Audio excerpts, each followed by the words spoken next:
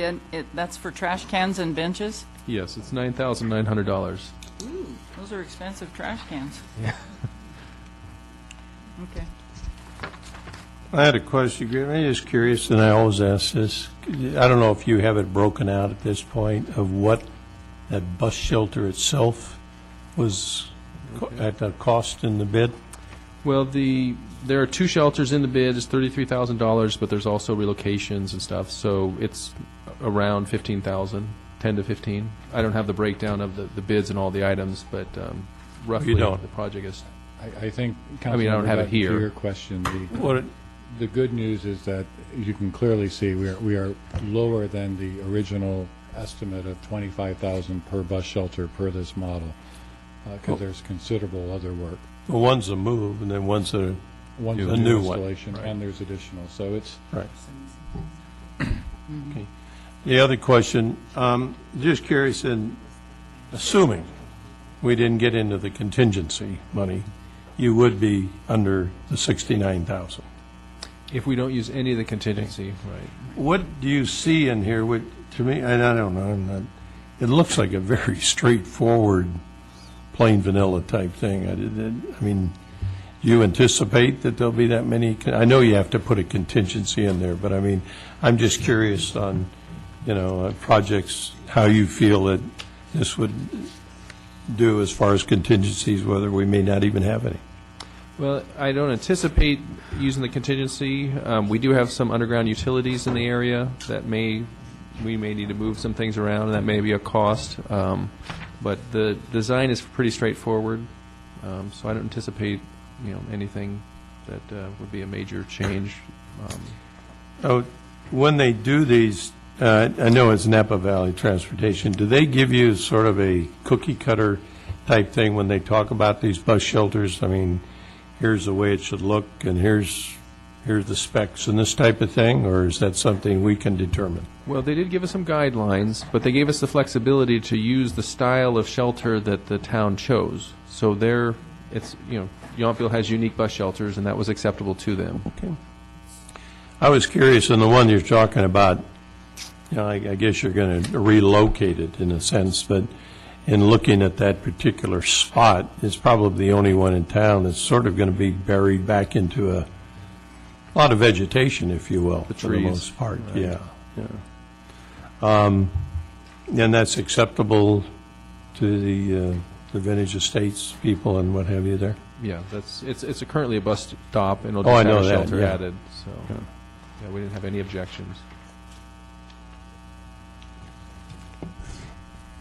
Any more questions for staff? Graham, what happens if we take the base bid, everything goes according to plan, and there is a little bit of money left over?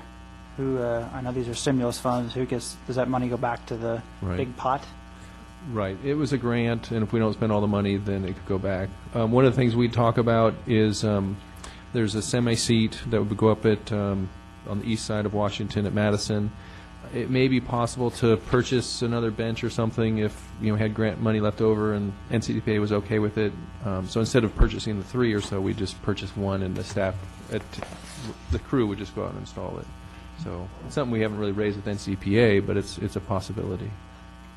in listening to some of the council's discussion, I think what I'm hearing is we have a 6,000 plus or minus contingency, and if we don't have to use that, there's very little, it would be a very nominal cost to the town to go forward with the additive items, maximizing the grant. So I think that's one of the questions I'm kind of hearing you all asking is, what's that outcome? But that's what you would have. If everything went well, there'd be very little for us to incur, but that's also why we put a contingency in to make sure. And again, we are trying to maximize the grant and the end return, getting the additional streetscape, the benches, and the trash receptacles, recycling containers.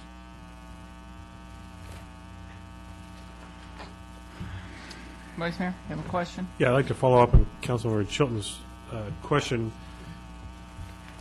Does that money need to be spent all in one bid one project, or if there is this $5,000 or $6,000 that goes unused because we stay with the base bid specs, can we revisit that money if you go through with the base project and don't find any problems? We save, well, we don't save the contingency money because that's part of the grant money, I guess, but there's still that much grant money left. Can we do Part B after Part A? Do we have any idea? It's possible. I think the NCDPA has been pretty flexible with us on the grant funding.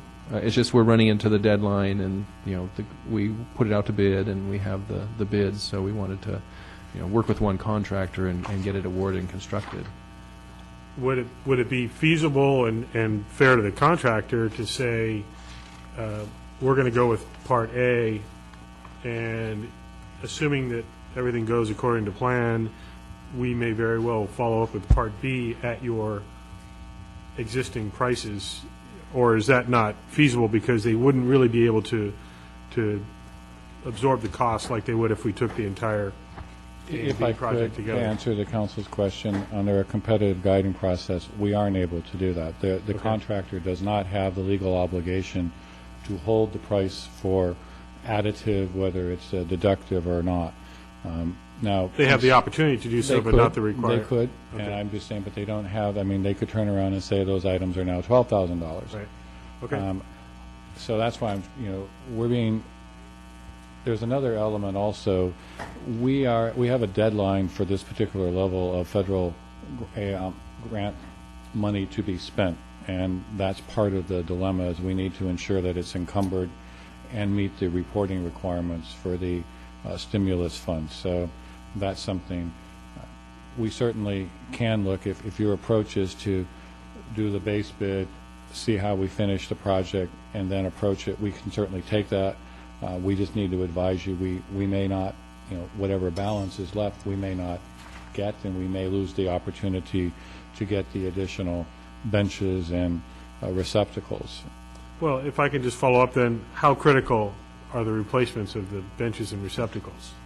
In some cases, these are additional benches and receptacles. What I would say is they're ensuring that all of the bus stops have the garbage receptacles, bench, and improving that so that it helps us to keep the town clean where we have people that are normally. So, I mean, We were only adding one new, but you're talking about for the semi-seats to have full receptacle. Well, also, if you go up to the vintage, the spot there, that does not currently have garbage receptacles and containers, so it's an attempt to have all of those uniform and improve them at that location. Yeah, there'd be a new bench at the stop near the ranch market. There'd be a bench at the post office. So we're putting this to be consistent with all the bus shelters in town. Okay. So that we take out the old wooden one, stuff like that, which is And the new wooden one that's in front of the post office gets used somewhere else. right. Okay, thank you.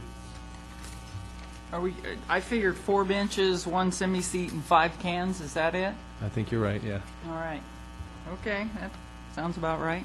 And I do need to point out, just for everybody's awareness, that we're not dealing with the kind of park bench you can buy at Osh or Home Depot. These are, highly commercial grade, industrial strength, and also one of the things that we tried to do is look at long-range maintenance so that the things that we're buying are going to have a longer life cycle, and also, in the case of the garbage receptacles, also accommodate and work with our maintenance effort program so that they're more consistent with how we want to approach that.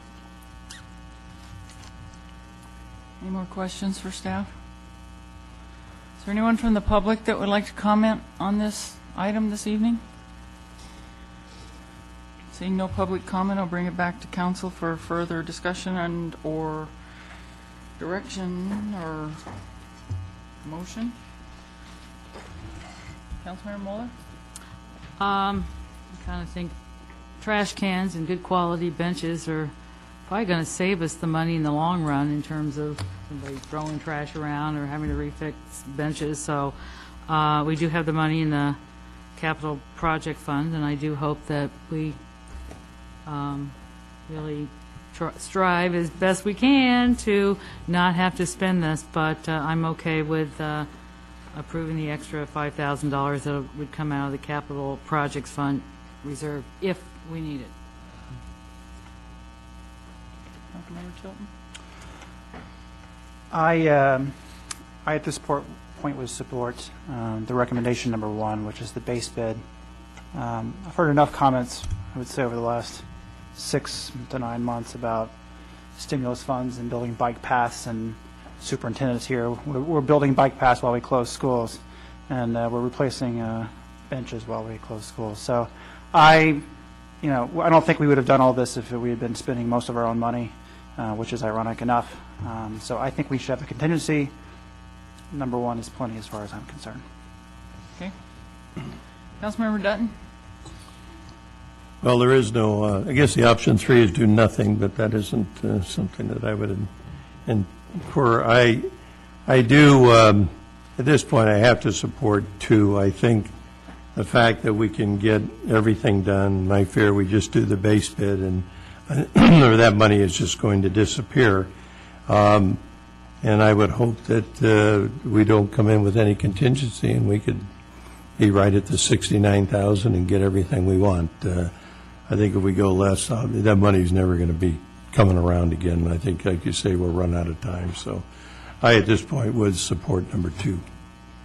Thank you. Vice Mayor? I'm going to support the first option. I think just historically with construction projects, almost always tapping into contingency funds. And if these were critical elements as opposed to preferred elements, I'd feel differently. But I just feel like rearranging the bus stops, getting the new stops in place, that's the critical part of this project. And, if we are fortunate enough to come in under budget and can reevaluate and have an opportunity to address that with the NCTPA and see if they'd be willing to work with us on those last few items, then I would support that at that time. But right now, I would support option A only. Well, guess what? That would be me. Initially, I was going to support option 2.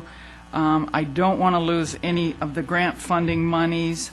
If we can bring the project in at the base bid, then there will be monies available that I understand those monies, we will have access to those monies if this project, we bring it in at the base bid, we'll still have access to that portion of the $69,000. And at that point, we could probably look to replacing those items ourselves within that budget. So that's makes sense to me, and that would probably be the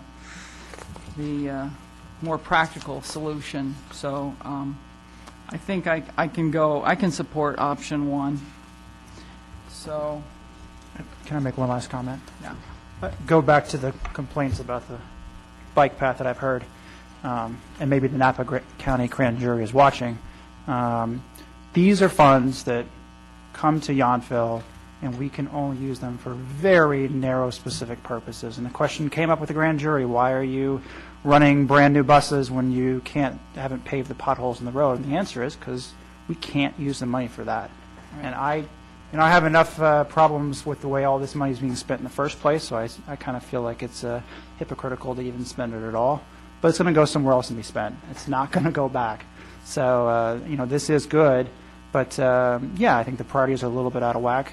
But, I think it's good for the community. So, and that's why I'll make the motion to adopt resolution number 2904-10-1 to award the bid. Let me make sure I'm reading that properly. Approving a construction contract with Community Playgrounds, Inc. of Novato, California, in the amount of $33,185 for the Yountville Bus Shelters Project, ST0003, and authorizing the town manager to sign construction contract change orders and amendments up to the budget amount. I'll second. All those in favor? Aye. Aye. Opposed? No. Okay, that motion carries. I would like to comment on something Councilmember Chilton said, because I do think we need to make sure that the public understands that there's a couple issues here. One, the town council has strongly encouraged and provided direction to town staff to aggressively pursue grant funding opportunities. To the extent that we do these things, and I should also point out that the things that we're working on are not issues necessarily that were not on the council's long-term capital improvement project. So I don't want people to think we're out willy-nilly doing this.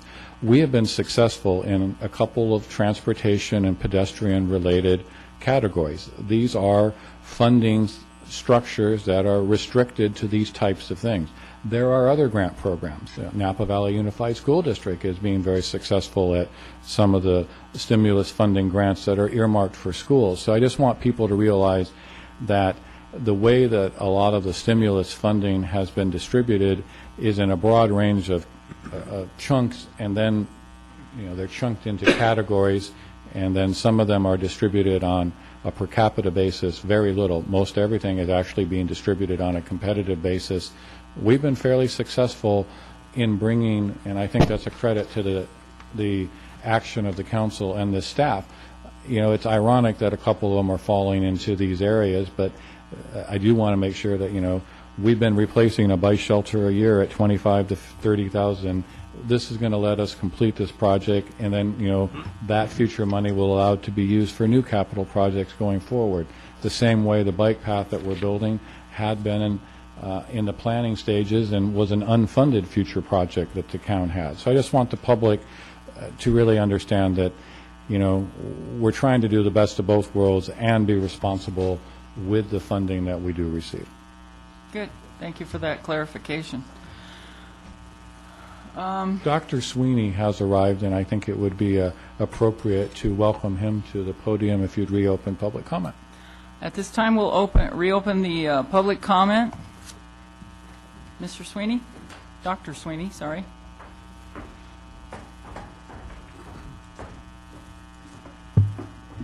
Madam Mayor, members of the council, and Mr. Stephen Rogers, thank you for allowing me to speak, and I apologize for being late. I want to thank the members of the Yountville town, the members of the council, and specifically the foundation that's been formed to support and maintain Yountville Elementary School open, vibrant, and ready to serve our community. We're very grateful that the Board of Trustees voted the other night to approve it, and we think the agreement is fair and sets an example for the other schools in our school district in ways that the community can come together to support our children in these tough economic times. So I want to thank the council in particular and the foundation and the work that some of you have spent many hours working with Dr. Glazer and staff from the school district. Thank you. Great. Thank you. Yes. I just want to make a few comments. First of all, Dr. Sweeney, thank you for coming.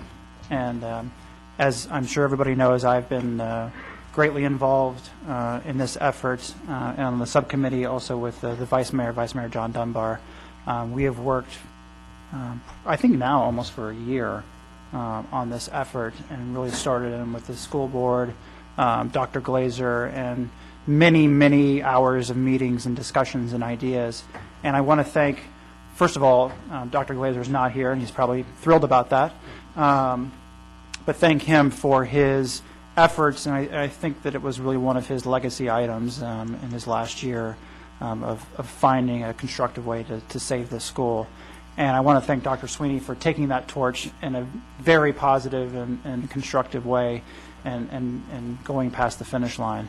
And there's been a lot of staff work at the school district.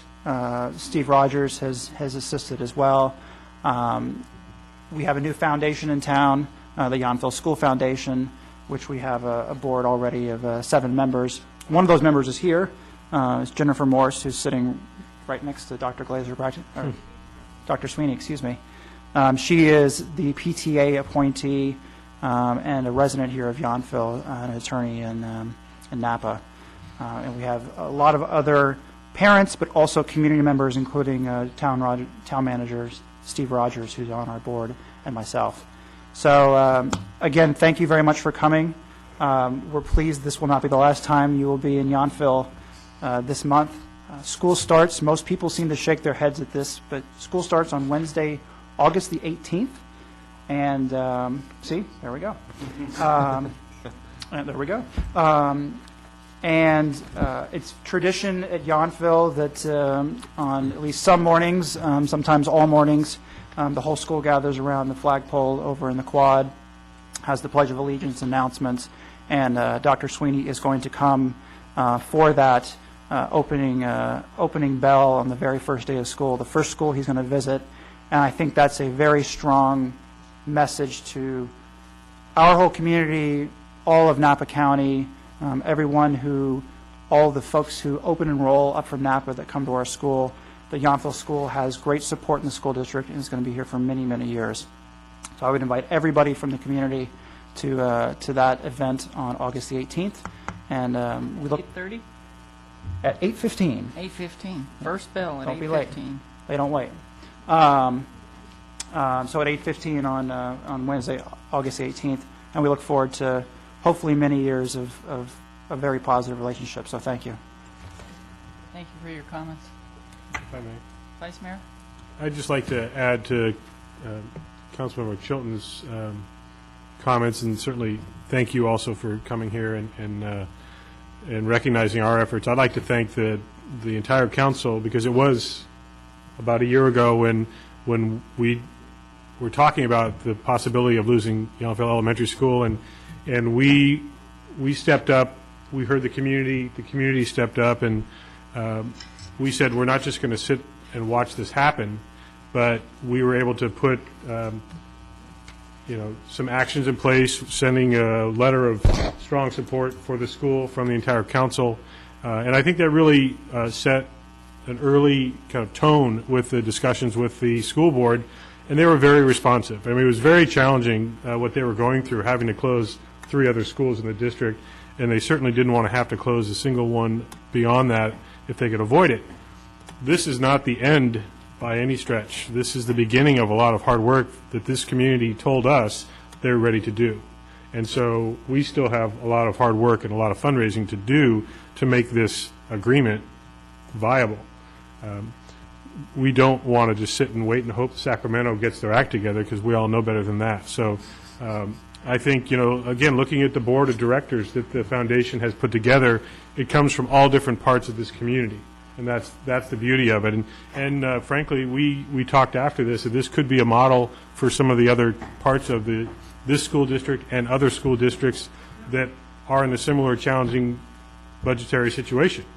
You don't have to just take what the state does and does not give you. You can do something about it, but it's going to take a lot of work. So we've committed to supporting that effort, and now we look forward to the community rallying behind the school and keeping that school as part of our town. Great. Thank you so much for those comments. Okay. Any other comments? Great. Thank you, Dr. Sweeney. Thanks. Item 11, water and wastewater rate study. Do we have a staff report? Thank you, Mayor, Council. Briefly, before we delve into the more details on this particular item, I wanted to walk through a little bit of the history on this particular issue. Back in the 2005-2006 time period, prior town councils actually hired a rate study consultant and developed a rate structure to reduce the then level of general fund subsidy. In September 2006, a rate adjustment plan calling for 7% annual adjustments over 5 years, so 5 adjustments of 7% each, and 5% for wastewater were presented, and those would have been for fiscal years 2006-7, 2007-8, 2008-9, 2009-10, and 2010-11. The council ultimately only implemented the first of the 7 and the 5% rate increases for fiscal year 2006-2007. At that time, it was determined, from the best that I can review in some of the record, that there was a concern on the part of the council at that time that perhaps we should come back and revisit these rates because we were evaluating whether to retain the current NBA water, and if the sale was that, I think there was a concern that you didn't want to raise rates, or the council at that time, I should say, didn't want to raise rates more than were necessary. Subsequent to that, there was a series of other activities and events that had transpired, including a council composition change, town manager transition in 2006 in the spring, interim town manager for approximately 6 months, my appointment in 2007 in October. Then we actually did work, and in 2008, as you all know, we did actually sell the current NBA water, and we did establish a drought reserve fund. Subsequent to that, we've also had transition and change in the finance director and public works director's positions in the 2008-2009 time period. And we've also experienced over the last 5 years a 50% increase in the cost of the water we purchase from the Veterans Home Rector Reservoir. So some significant changes and outcomes, but the interesting thing is that one, over the past 10 years, the town has contributed an average of $290,000 a year in subsidy to the water fund. Our current budget that's adopted has a $200,000 operating deficit in the water enterprise fund, and more importantly, the fund balance will be reduced to less than $40,000, which really means we have a significant issue that we need to work on resolving. Interestingly, and I just say this as an aside, if the 7% rate increases, as were the original recommendation, had been implemented, we would be looking at approximately only about a $50,000 operating deficit. So it's a change scenario. I share that only because I think it's important to know, one, a 5-year plan is a fairly normal industry standard in the wastewater industry. So there were a lot of foundations that I think were laid out well. The plan was sort of shelved, and a variety of circumstances got in the way. And now I think it's time for us to look at it and move forward. With that, the council, as you know, established and earmarked a $15,000 holding number, if you will, a placeholder for consideration of an update. You also established an ad hoc committee consisting of Mayor Saucerman, Councilmember Moeller, to look at what might an update look like. Was an update right, or did we need to do a little more expansion? And unfortunately, what we found is that, one, all the information we just talked about, well, a lot of those factors had a big impact, and just going in and changing the numbers a little didn't work, especially when you started looking at moving forward with implementation of a conservation-based water rate structure. Because the reality in our system is you have to have a base cost. In other words, regardless of how much water you use, the fact is we have to have a fixed system to give you the water. Pipes, infrastructure, base contracts in place with the Veterans Home staff, et cetera. And there's a fixed cost per unit, if you will, regardless of consumption. And a conservation model actually is designed to have a cost structure that those who use the most will pay proportionately more. So we have to do some significant analysis. We also learned that we really didn't include a capital infrastructure cost component, and there was no factor of the significant 50% rate increase that we've experienced with the Veterans Home in the last projections. So we tried. So the ad hoc committee requested that we issue a mini RFP.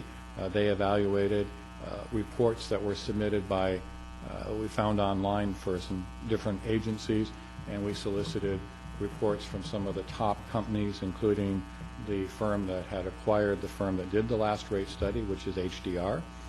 We also invited Bartle Wells. They've submitted a proposal, and Reptelis. The latter are all well experienced in financial planning, rate studies, and principally work for both municipalities, special districts, utility districts, private sector utility operations. So with that, that's where we've got today. The ad hoc committee and finance director and I have met. We met with our prior consultant. We've determined that we may want to look at some different approaches. They've evaluated the RFPs. A copy of the three proposals are outlined, And like many professional service agreements, when you look at consultants, there's a lot more to factor in than just the price.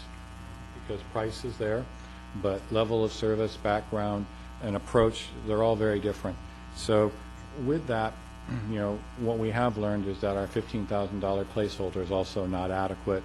So tonight, the council will have opportunity to discuss two very competent proposals from firms, and I will turn it over at this point to our ad hoc committee, and they can talk about some of their recommendations, and staff is here and willing to answer any questions that you may have about the proposals, and from there then we will work through the actual recommendation that you may make. Good. Thank you for that background information. Does council have any questions of staff at this point? Vice Mayor? I won't get into any of the specifics until we discuss it further, but you just said there are 2 viable bids? You mean 3? I'm sorry, there are 3. All of the firms, I would say the ad hoc committee did indicate that they had a preference for Raftellus and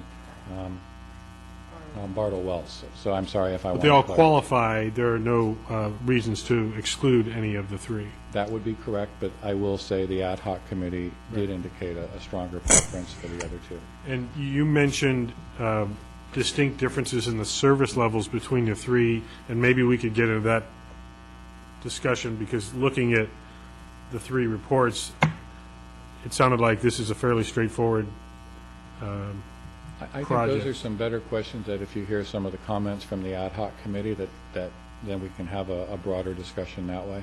Because there are some subtleties, as there are with any consulting firms, and I think that's a lot of what we spent some time, and the ad hoc committee members are, I think, better positioned to recommend some of their thoughts on that for you. Right now, we don't have any representatives from any of the 3 with us tonight. That is correct, and that was our determination. Not there. Several of those were willing to be here, but I didn't think we really needed to turn it into a.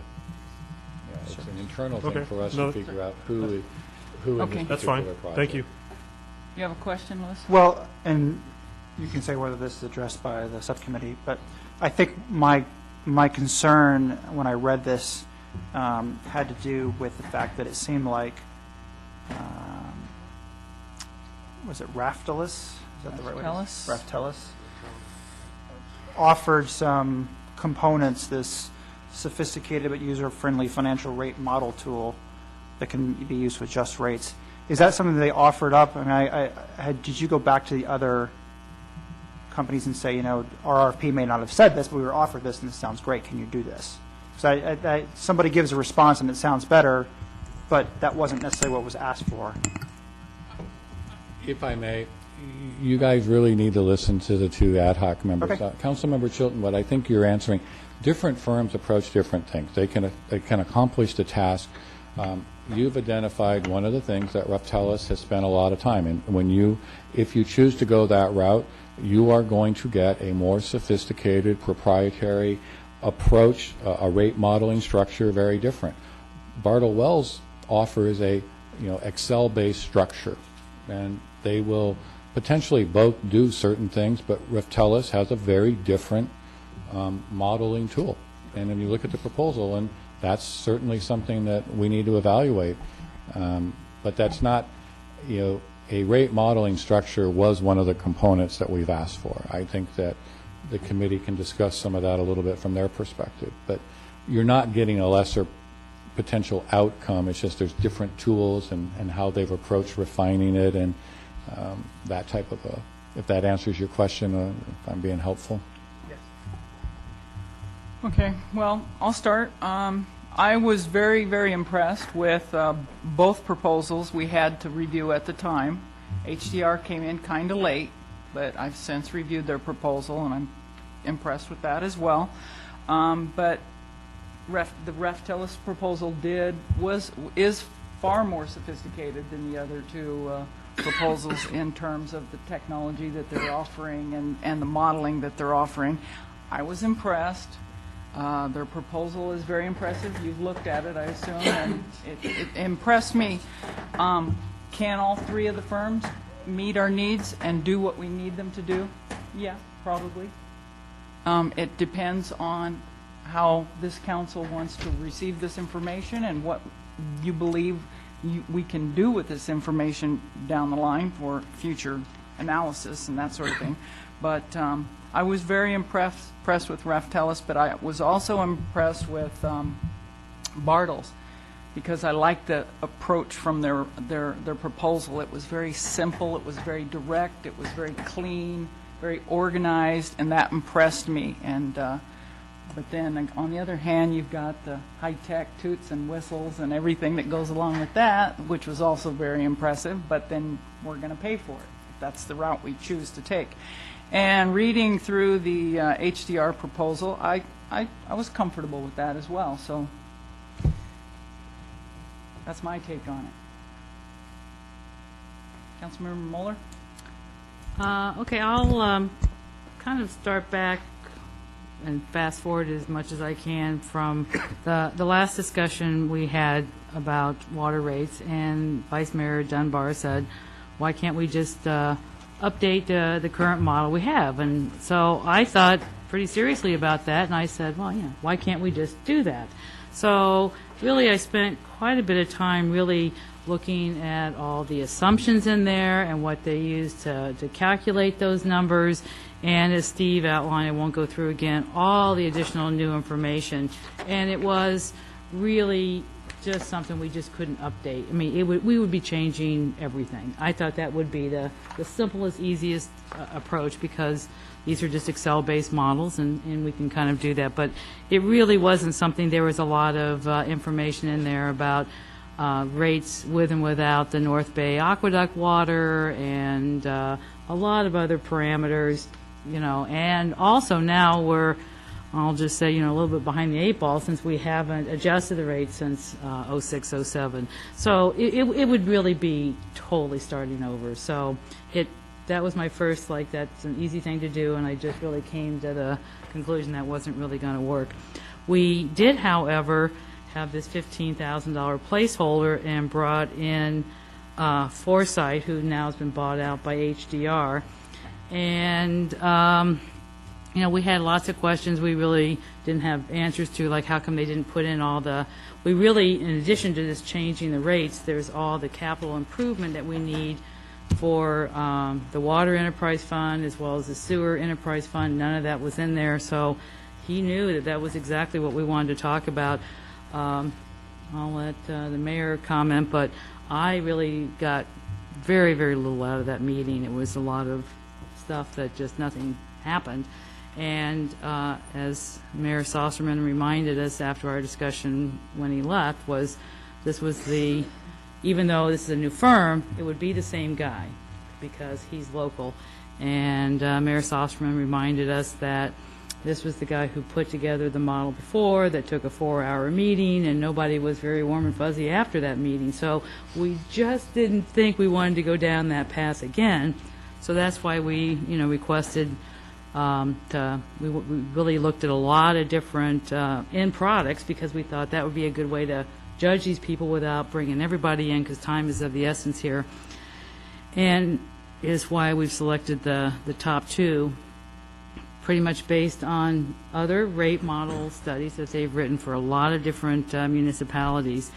And in my opinion, I think there is no doubt it's another $10,000, and we do have to discuss where all this money is coming from, and we didn't get into that. We can do that later. But I think there are some key things, if you really look through their, not only their proposal, but what they have on the internet and what they put together as a brochure, that in my mind is well worth the extra $10,000. And I'll give you a little more. One is these rate models. What they have is, it's more than a simple Excel program. It's more of a proprietary model where you can easily just kind of plug the number in and a lot of things automatically change. Excel doesn't work quite that simply. And they're going to give us these models, so they will be ours. And so when we approve something for a 5-year plan, which we really need to do for the Prop 218 proposal, we're going to have the ability with these models on a yearly or even sooner, if Kathleen wants to do that, to, you know, as we get more income, plug those numbers in. How are we doing? Is our projection changing? Is the slope going up? Is it going down? Or is it right on target? That's going to be pretty valuable, and it's going to be a lot easier to kind of do the more simplistic Excel models from Bartles and Wells. Another thing that they're going to do for us that really is not in the proposal, and it seems to be over and above what Bartles and Wells is going to do, is they're going to give us some methodology that's uniquely developed by them that's going to help us flag errors and other problematic areas. This is a lot of complicated stuff in here about user rates and tiers and pipes and all that stuff that I don't think any of us, unless, we've kind of worked in the business like they have for 30-plus years, would be able to identify these problematic areas. So if anyone can identify a problem for me for $10,000, that makes me very happy, because it could possibly, maybe there won't be any, but if there is, we're going to make that money back, I think, in no time. Another thing that is unique that Raftellus is going to do, they're going to also help us in developing financial programs and policies for our water and sewer utility funds. We really don't have any of those now. I don't really understand what those are, but when they come, they can talk about those. If they were kind of boilerplate things that we can kind of edit, I think there's a lot of value there. And also, what I just like their overall approach. What they're going to do before they meet with us is we're going to give them a whole data dump. All of our financials in terms of the budget. They've already, looked and commented on the old Foresight report. So once they get in here and start talking to us, they're going to have all this stuff already programmed. And I think it's really going to leapfrog us into having the discussions we need to have about conservation-based approaches and how much are we going to charge for outside water users and what's that based on and things like that. So that's, I do agree with the mayor that they can probably both do it, but I think the $10,000 is going to give us a lot more payback. So that's what I have to say. Good. There also another critical issue is the scheduling. The scheduling that we need to implement in conformance with the Prop 218. And looking at the scheduling, they all say they're going to do just about the same thing and wrap this thing up by early December, which is critical, in my opinion. So all three proposals gave pretty much the same timeline, pretty much same approach, and we did not have the HDR proposal at the time we had our first meeting, and this, like I said, this did come in very late, and I read through it, and I'm pretty comfortable with their qualifications and the product that they're willing to produce, give us as well. So with that, council can ask any questions, or shall we open it up to public? Questions? Questions? Councilmember Tilton, did you have a question? So one of the things that I thought was the major difference, and you confirmed that statement, which is this idea of being able to, what I would call refresh numbers after some period of time. Because, the last rate increase, that was the first night I was on the council, and I remember that. What was a little bit has been frustrating about that is we did put in a conservation methodology there. I don't think at this point we know what the success of that has been, if there is, and I would hope that this would allow us to monitor that a little bit more closely. Is there going to be with whoever we choose, and particularly if we go with the recommended firm, is there going to be an opportunity to discuss with them some of the, and maybe it's the council or just forwarding comments of some of the concerns? I mean, there was a couple of concerns that I had last time about the rate study and issues that were not addressed in that rate study, so we can be sure that those are addressed ahead of time. Actually, I'd be happy.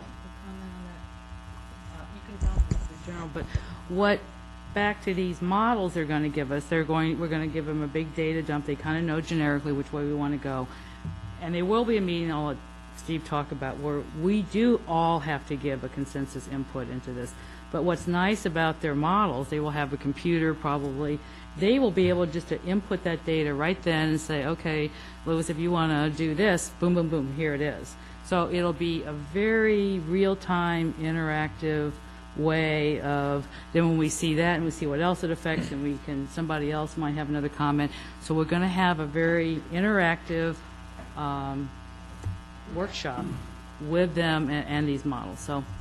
And I'd also like to point out that one of the conditions in the mini RFP was that there actually be a very early initial presentation in a workshop format about what goes on in a rate study, so that the council and the community understand what the process is, how the information's used, what are some of the variables, and if there's some questions and considerations, they will be able to be discussed. So there'll be a real education opportunity so everybody understands it while we're starting the process. Just you won't just see them at the end with here's what they recommend.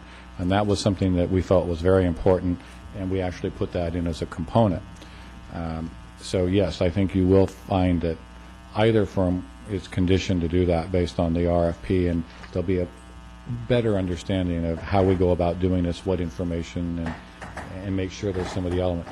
The other thing that we've incorporated into the RFP is that the ad hoc committee will continue to stay in place, working with staff and the consultant throughout this process, in much how we used it in a couple of our other processes, so that the council will be, the council representatives on the ad hoc committee along with staff will be deeply aware, involved, and if there's questions, interpretation, or we want to do an A and a B option, we'll be vetting some of those. But we're also using that so that, you know, where we can consolidate ideas, where we know what the feedback and direction is, we want to move forward and not have something take longer. So I think that's a couple of key components that we put in place that will guide the process going forward. Okay, that's one of my major concerns, is making sure we don't go through the process. We've got two council members who are intimately involved in it. Their questions are addressed, and then we kind of get to the end and say, oh, well, these are 2 or 3 things that are, I don't want to say deal breakers, but are very major issues in terms of being able to support something like this. So, okay, thank you. I'll take that as a yes. And if you look at the project schedules, Louis, I mean, it does bullet point every aspect of it and every little line item element. And the one thing that impressed me most with the HDR was that it was very clean, it was very simple. Task 1, it starts off with Rates 101 workshop. So we're all involved in that. We all get an education, and that's supposed to kick off this. And then data collection, of course, and everything else goes along with that. So, including the cost of service analysis. So those schedules are really important. And Okay, well, that's why I have to admit, I focused pretty much on the one you guys recommended. And their anticipated schedule says project initiation, management, and data collection. So it's hard to know what those details are. yeah, So obviously they did a better job than yeah, HDR did a I better like job. this little table that they submitted. Mayor, I thought it was interesting, though, if you really, put all 3 of them side by side, with that initial starting point, it's almost like they all have the same cookie cutter plan in a sense. I mean, every one of them, phase 1, phase 2, as the town manager said, it did include at least 1 or 2, I think it was at least 2 meetings with the council members as a follow-up. So it seemed like it almost got repetitive as you read through them. Then it became the differences that you talked about before.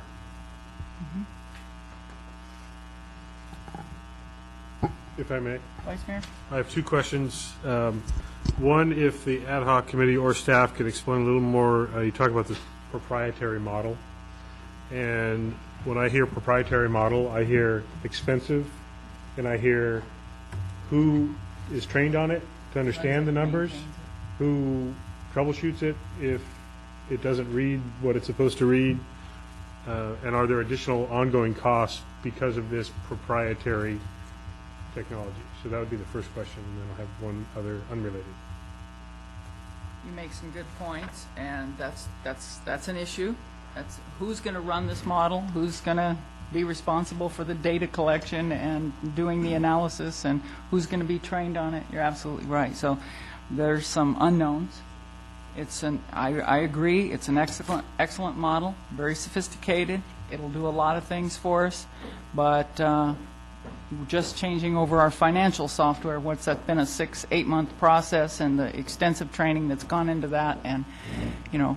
And then that's we still have to- ongoing, I might add. And it's still ongoing. So who are we going to bring up to speed to do this analysis and run this model? Yeah, that's a good question. I was hoping you were going to answer it rather than ask it again. Well, I don't have the answer, obviously. let me attempt, and I'm going to say, Well, before you say that, can I add one more thing? When I hear magic boxes and proprietary models, I hear inflexible models, which is we've developed this great system and you plug this number in, this number and this number in. And then I say, well, what happens when we have a person who's out of town that is watering their own vineyard with our water? How do you put that into your model? And those kind of things. So I always get a little concerned about magic boxes, shall we say. Well, maybe I'm, not letting you know exactly. It really isn't. It's a more user-friendly version of Excel. I'm just assuming that everybody uses Excel pretty much on a daily basis, like I do. So maybe I'm wrong there. But with Excel, you're really going to have to be much more sophisticated and really require a lot more training to understand what all the equations that are in those boxes are going to do. This is, in a way, it's a more dummied-down version that's going to give you a lot more capability to ask, more basic questions, just like you asked, rather than, column A divided by B, taking the mean of that divided by column K, which you would have to know for Excel.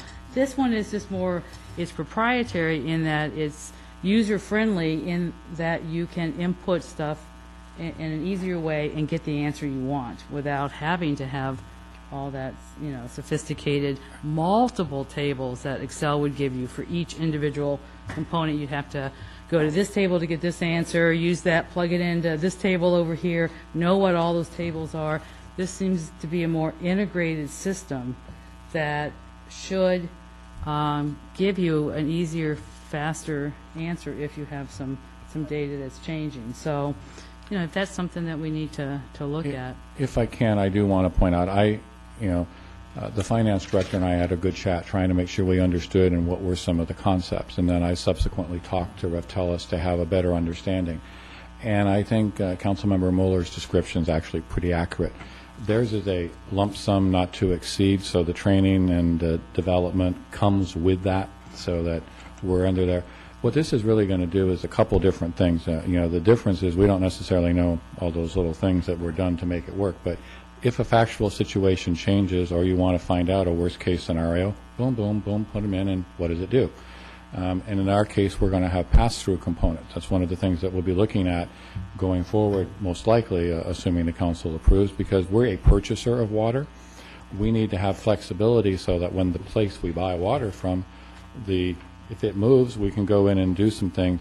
More importantly, let's say we make an assumption and our revenue stream's doing okay. Under Prop 218, you have the ability to establish, like you did a recommendation 5 years ago, a 7, a 7, a 7, a 7, a 7. Well, maybe we're going through in one of our years that we didn't experience a cost that we were anticipating, maybe only a 6% adjustment's necessary. So I think the tool is useful. It's different. What I will point out to you when you're asking who's going to do all of this, it still comes back to the same people that are going to do it, whether it's this one or the Excel spreadsheet when it comes to managing the rate structure, and that's myself and the finance director and the public works director. So I think, we are very excited, and I know that sounds really stupid to say, but we are very excited about being able to get in and fully understand the base numbers and the operating system, because right now none of us have that. We do not have educational and institutional knowledge and control and that laundry list of factors that we've talked about and the prior rates. We tried, and I even think Councilmember Mueller was, I took a lot of talking and convincing and working through, because I think several of you were really fairly, well, it's not that complicated. Just plug in a factor and change it. It'll spit it all out. Well, it didn't. especially when you talk about commercial rate classes, out-of-town ratepayers. And again, you have to remember that we've got a fixed cost that has to be distributed over a relatively small number of users. And then you throw in a consumption component. So, if I may, I've got a question 1B before I get to question 2 that came out of this. Is there technical support offered by any or all of these? You're talking about, it sounds like we may need that kind of support, and I don't know if that's included in any of these proposals. Or is that additional cost? It is in the Rotellus proposal. My understanding for Bartles and Wells, they certainly provide us with all the disk, with all the data on it, with Excel, so you can have that. But it will be, if you want to go in and make any of those changes, you're going to have to know, which information came from which table, going to which other table, and to input that and take it back over here. It's going to be a lot more difficult than something that's interlinked, that, you can, put some numbers in up front and get some others down the line. Because Excel is just, you've got a lot of different pieces. And this is more integrated. Okay, so my question number 2 is relating to where you're proposing this money comes from for any of these, since they're all over the clearly insufficient $15,000 placeholder. Was there any discussion that this money, however much it is, come from somewhere other than the Water Drought Reserve Fund? That was our preference, but we're open for, if you can find some more money, and Want to keep the suggestions? open to suggestions. It just seemed like these are enterprise funds, this is an enterprise activity. If we take the money out of those funds, it's certainly, you can, when you build the funds back up, it will, with the rate increases, that will take care of that. In addition, we've got, the capital funds that these models will all help, also will be generating numbers for how much capital costs over 5 years we're going to need in each of the water and the sewer funds. These will build in money for that. All of them, I believe, are also going to give us reserve funds. So in case we have a very wet year and nobody uses any water, that's going to affect our costs and things like that. So we're also going to be putting in reserve funds. So it just seemed a pretty logical place to spend the money for the analysis from the funds that are going to be getting the revenue. But we're open. And I don't mean to put our finance director or town manager on the spot, but to follow up on that, I don't know if you were participating in the conversation about sources for the budget Absolutely. gap. So if you could maybe offer up part of that discussion, in case we need to consider an alternative. I think And can I add a Part B to your Part B? Ian? Is you've got 12,500 coming from the wastewater operating fund, and then 12,500 to the water drought reserve, and not the water operating fund. That was the, if you could address that as well. Well, I think, first of all, I'm going to offer you, the council can choose to pull from all of those alternatives. That's a policy decision of the council. When the committee was doing it, I think the comments that Councilmember Moeller made reflect, which is, one way or the other, this should come from the source of where it's going. In the wastewater fund, it's very straightforward. The wastewater operating fund has the capacity to take the $12,500. You have that option. We're looking at a very precarious $39,400 fund balance in the water fund. So you could say, take it out of the water operating fund, and that leaves you with $25,000, which will mean most likely you guys are going to be faced with a difficult decision, because you're not going to implement, I'm betting, and I could be wrong because I don't do well in Las Vegas, but my gut feeling is that you're not going to implement a rate structure that's going to recover $200,000 in one fell swoop. So you're going to have a phased rate structure, which also means you need to be thinking about where's that coming, because the $25,000 or $39,000 water fund balance is not going to be sufficient to cover, say, $150,000 shortfall in the next fiscal year. So the conversation really was the drought reserve fund has $2 million, and the idea being that the rate structure over time, and it could be a loan structured, but the council has the prerogative. You also could say that it comes out of the capital projects fund. It could come out of the general fund. Those are all your prerogative to make the determination. Staff would tell you it's perfectly appropriate, and you're going to hear me say this, you have heard me say this, an enterprise fund is supposed to operate in a business-like manner. So it's an appropriate vehicle to have the enterprise funds pay for the cost and not the town's general fund. But that is your prerogative. And in addition, just to the cost of this study, we are going to be in a deficit phase for several years, maybe up to 5. So we're going to need money to fill that deficit. So that's another discussion probably down the line. We probably don't have to make that decision tonight, where it's going to come from.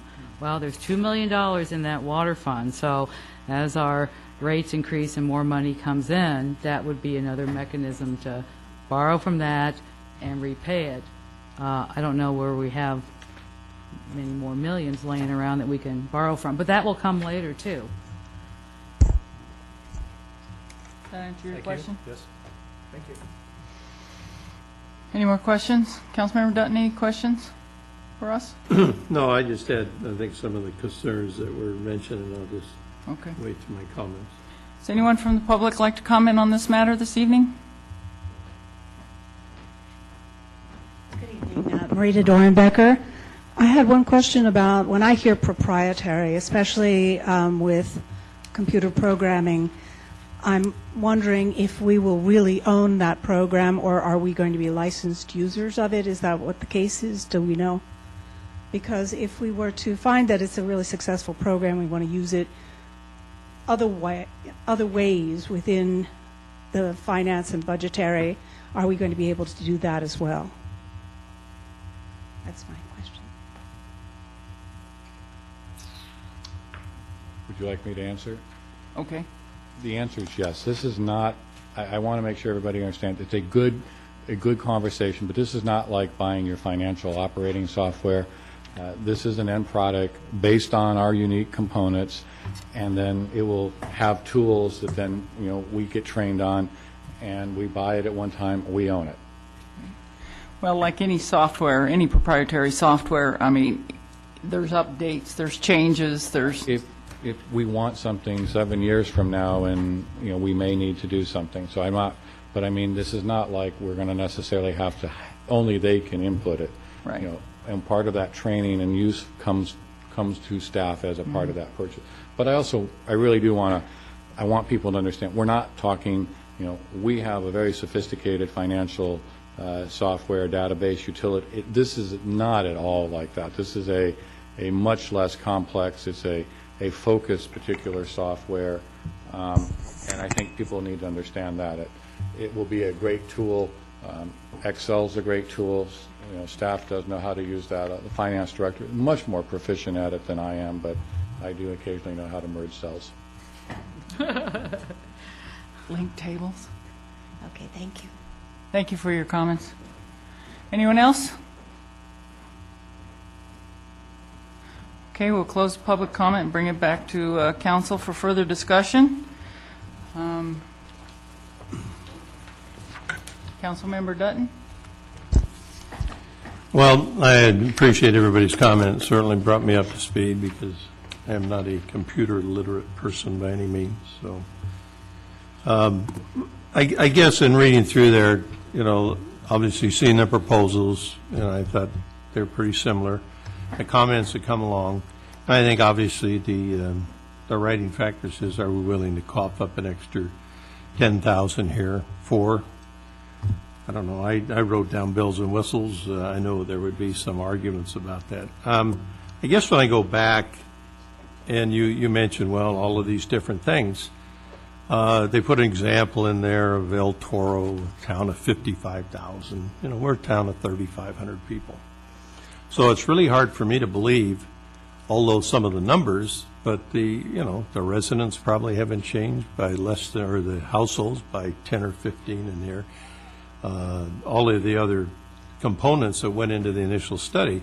So it appears that we're sort of in a very calm environment here as far as what we can learn to expect. Now, increases here, consumption, yeah, I mean, I understand that can happen, but we're not looking at, we're going to have 1,000 home development coming in over here. How are we going to handle it? We got a golf course going in here, this type of thing. So it seems like we are in a pretty status quo, and that really sort of rang my bell as far as, gee, do we really need the 39,000? I mean, I sort of looked like it was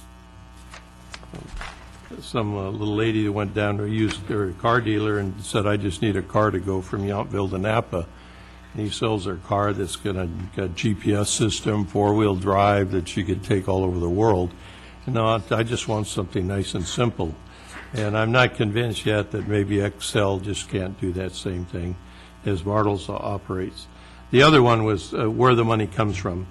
And in one case here, we said the water and the wastewater. Then the paragraph below said, no, it's going to come from the wastewater and the drought.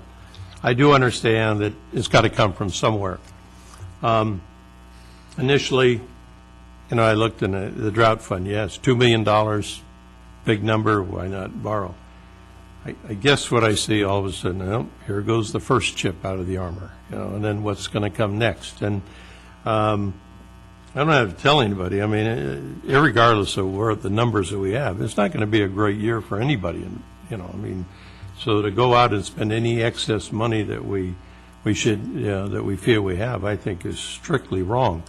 I could support if we have a very sound process where we repay it back based into the rate structure.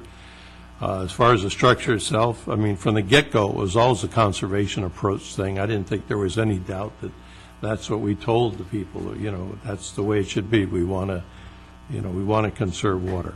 And it has to be that way. I mean, we're crazy if we think we're going to have the same kind of winters that we've had before. We are going to be in some drought situations. So at this particular point, while I understand all of the plugging in, it's easier to work, the $10,000 extra for it is something that I can't support at this particular time. Thank you for your comments. Councilmember Chilton?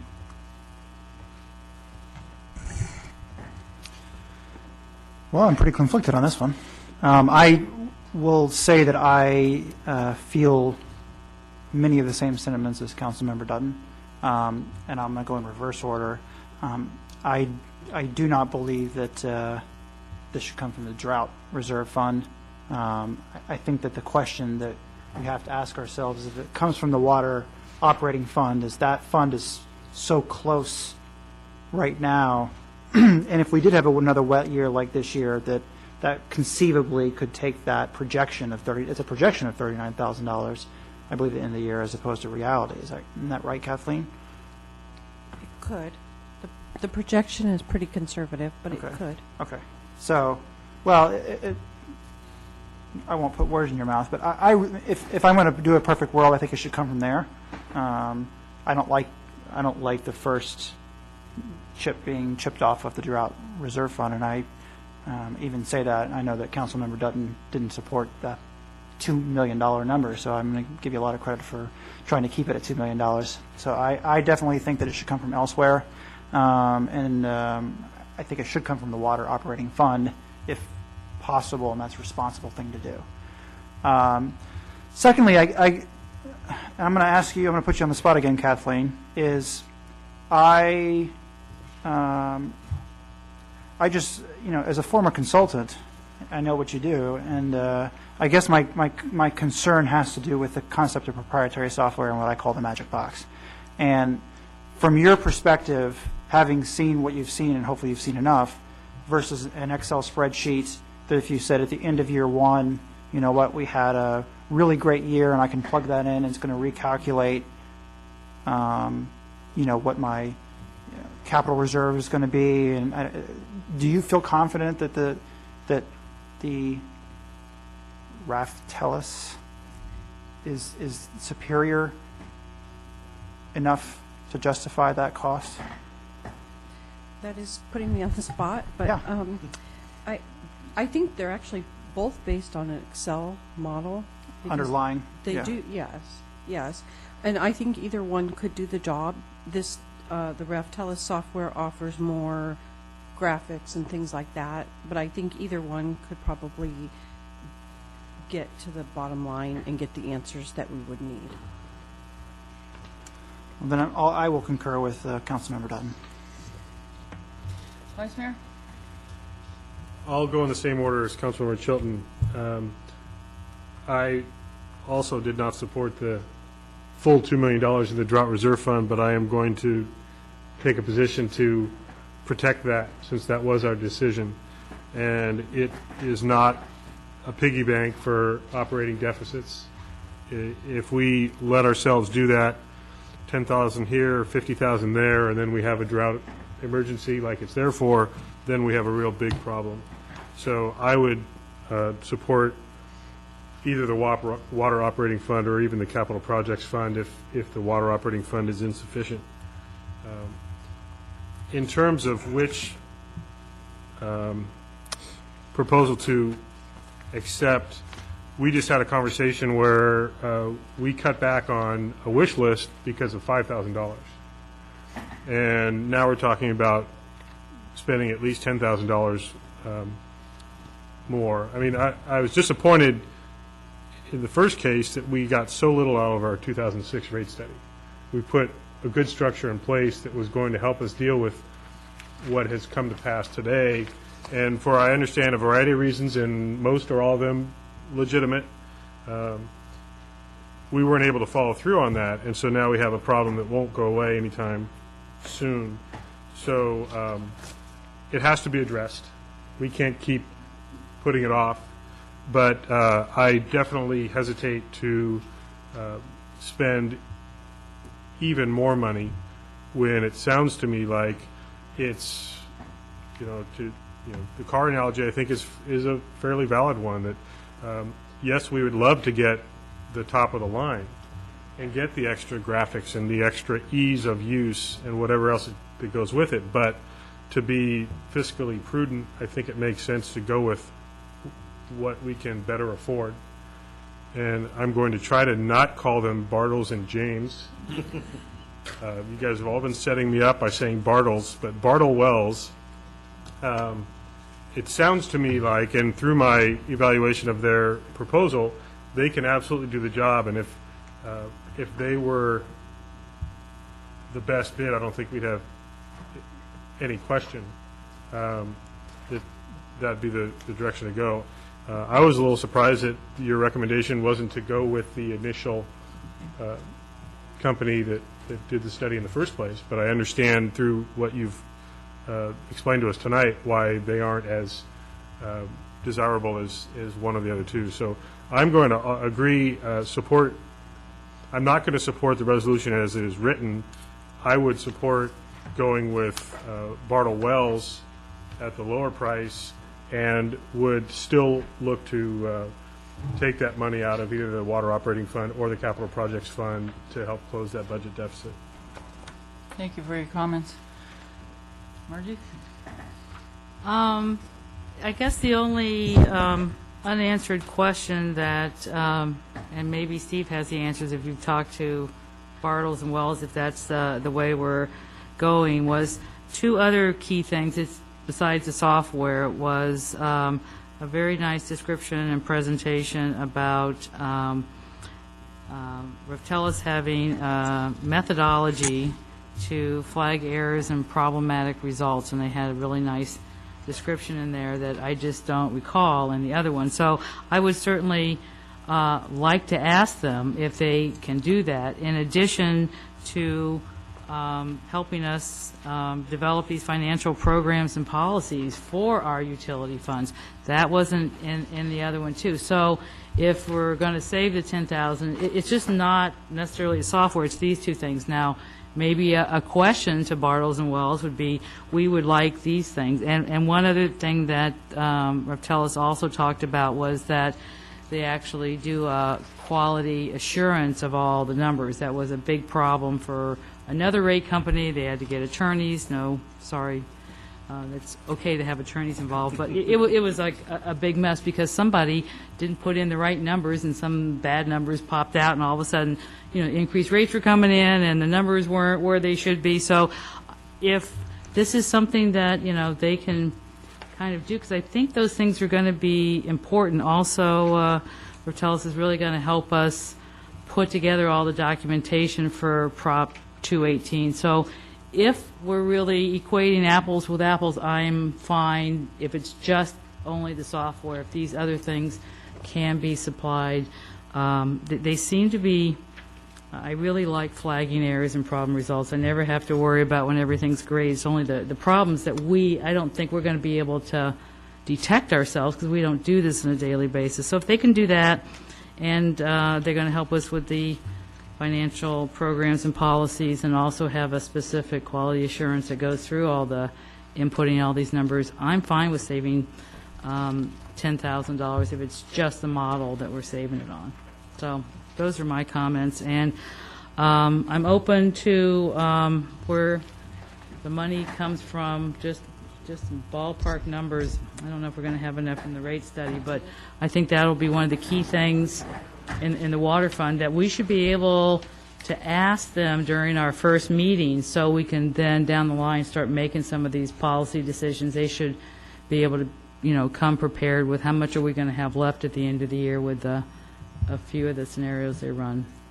So I think that would be useful for all of us, because we'll probably that'll be the first major interactive thing. But the ad hoc council can take those comments and work those through too. So those are my comments. Good, thank you. Well, as I stated at the outset, I was impressed with the Bartles and Wells proposal, and to me, I think it will meet our needs. They talk about the water and wastewater rate analysis, and they go through all the steps and what they're going to provide us, and one of them is a user-friendly rate model. And yes, it's based in Excel, as all models are, and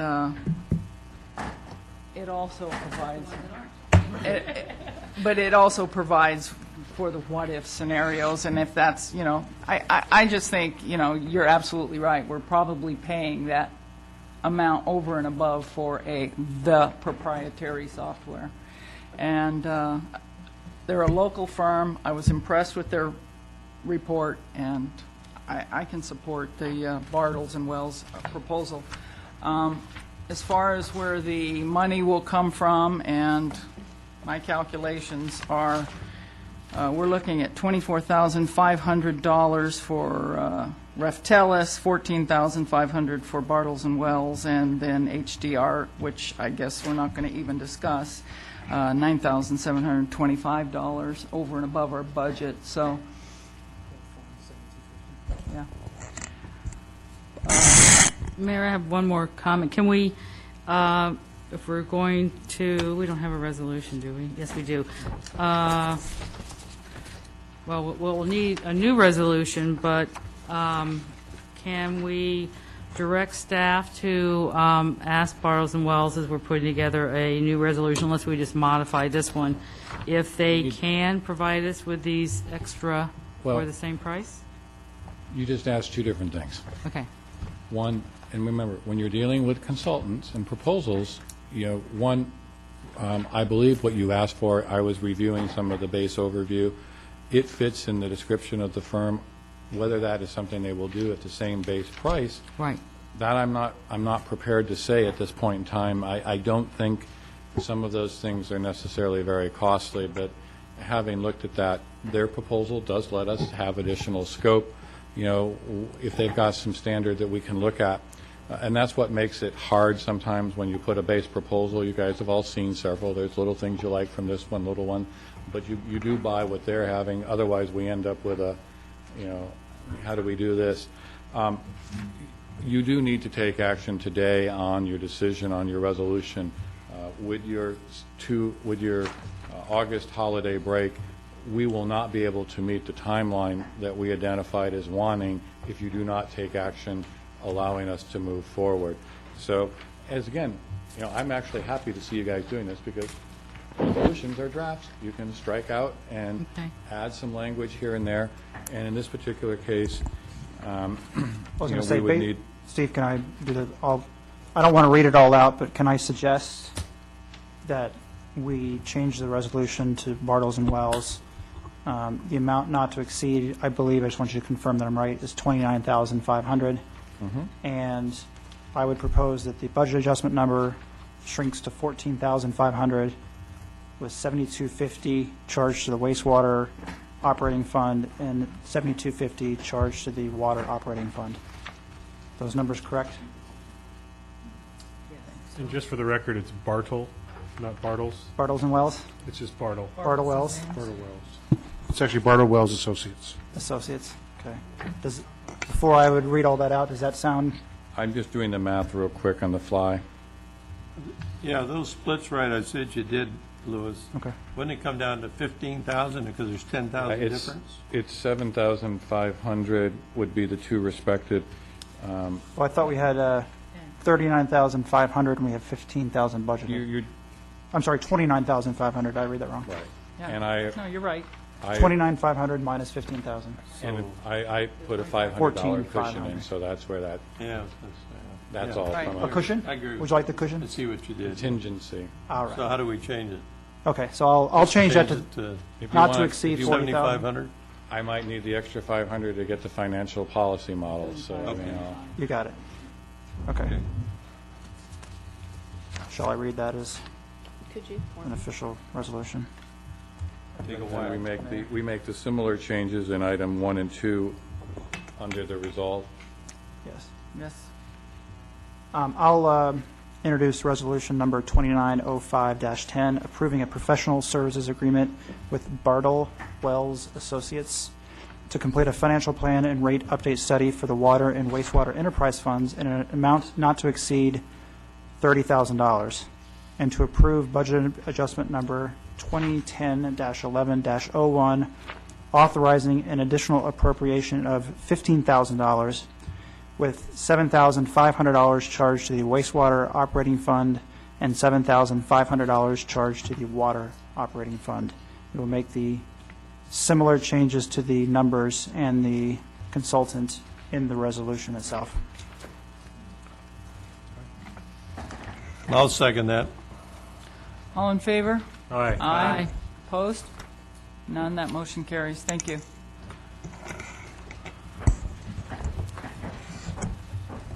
Item 12, sign ordinance review, municipal code section 17.92. Do we have a staff report?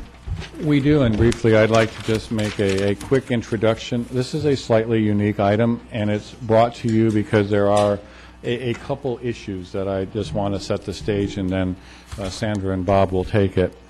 A couple things happened. One, we received a complaint about a potential violation of a town ordinance. So when staff met to evaluate that, a couple things happened. One is we looked across the community at several other commercial activities, and we also researched the area of concern related to the complaint. So when we approach this tonight, you're actually having two very distinct situations, one of which what staff found was that, indeed, the way the existing town ordinance was written, we have a problem. We also have more than just this particular business having a violation potentially if the interpretation was the same way. More importantly, though, and I say this because when staff researched this particular language, I had a grave concern, as did planning staff, that we had perhaps a very outdated language that may have some freedom of speech potential violations because of the way the ordinance was written, limiting only the flags to the U.S. and California. So there's two underlying themes when we bring this to you. The item today is to kind of make you aware of the situation. What we're asking for today is what's the direction that the council would like to go in terms of how it treats flags as a commercial sign. The other thing I want to point out, this conversation is about commercial operations only. This is a discussion related to the sign ordinance, and where flags could be potentially viewed as an extension of signage. It does not apply to individual residents when we have the conversation, does not apply to state-owned properties, so it doesn't apply to the veterans home. But I do bring this to you because it's a slightly awkward situation. You've heard me talk about in previous discussions that when we find things that are outdated or need to be worked or inappropriate, we need to bring them to you and fix them. And here we have a situation where one, I don't know exactly what the intent the council has, so that's one of the things after the staff report we'll be asking, what's your intent, how do we do that? We did consult with the town attorney, and we do have some significant concerns about the appropriateness of the way the ordinance was actually written when it was written and adopted way back. So with that, I apologize for a longer, more extensive introduction, but this one, on its surface, it looks very different, but there's some substantive issues that we need some input from the council. Based on your input tonight, we will then bring back a modification. Also, at the town manager's discretion, no enforcement action has been taken because many of the potential violations, if they were to be considered by the council as violations, they've been occurring on a long-standing basis. We're not jumping the gun. This may be just one of those situations. Now that it's been brought to our attention, we fix it right. So I want to make sure that sets the stage, and hopefully when the presentation from planning staff is finished, we'll be able to have a dialogue, and then we'll have a recommendation back at you on 9/7. Can we have a staff report? Mayor, just to let you know prior to that, I have had discussions with people from Summerston Winery trying to get a little more information on the background for this. Good. Thank you for that disclosure. And I, too, have met with representatives from the Summerston Wine Company to listen to their concerns. So with that, can we have a staff report? Well, as the town manager just noted, this item is before you as the result of a citizen complaint that the Summerston family flag that is flying at that facility is a violation of the town's sign ordinance. And following this complaint, town staff reviewed it with the town attorney, and we've come to believe that the town's ordinance as crafted violates the regulations that are allowable for non-commercial speech. And that's because we're dealing with government flags of the U.S. And the California flag, which are exempt from the ordinance, but that there are no other exemptions for other types of non-commercial speech. So the items before you tonight are to leave the sign ordinance, which has these flag regulations in it, as it is, and we simply do not enforce it as it relates to non-commercial speech, or we can repeal that ordinance, those sections of the sign ordinance, and adopt a new ordinance that more fully regulates the time, place, and manner of flags. And as noted in the staff report, we regulate some portions of that, but we could do that more broadly. So the staff report sets forth the elements that staff views as important if we were to change the ordinance to address time, place, and manner, and those include the numbers of poles and flags, individual flag size, maximum flag area for a site, height and mounting requirements, but also, unlike the existing ordinance, it could distinguish between commercial and non-commercial flags. And where a flag conveys a commercial message, such as the name of a business and specifically identifies that business, staff would propose that flag be regulated by the sign ordinance as to size, location, and number. But where a flag displays a message that is non-commercial speech, we would propose that it be exempted from the sign ordinance for these First Amendment reasons that the town attorney can elaborate on. And the staff report includes photographic examples that illustrate these types of signs. They represent government flags, which are the California or the U.S. flag, but also the French flag that's flying at the Lavender Inn. It would include such items as the Summerston family flag, because it does not convey a specific commercial message and does not identify that business specifically. And it could also include award designations, which would apply to many of our restaurants and inns for special accolades that they've received.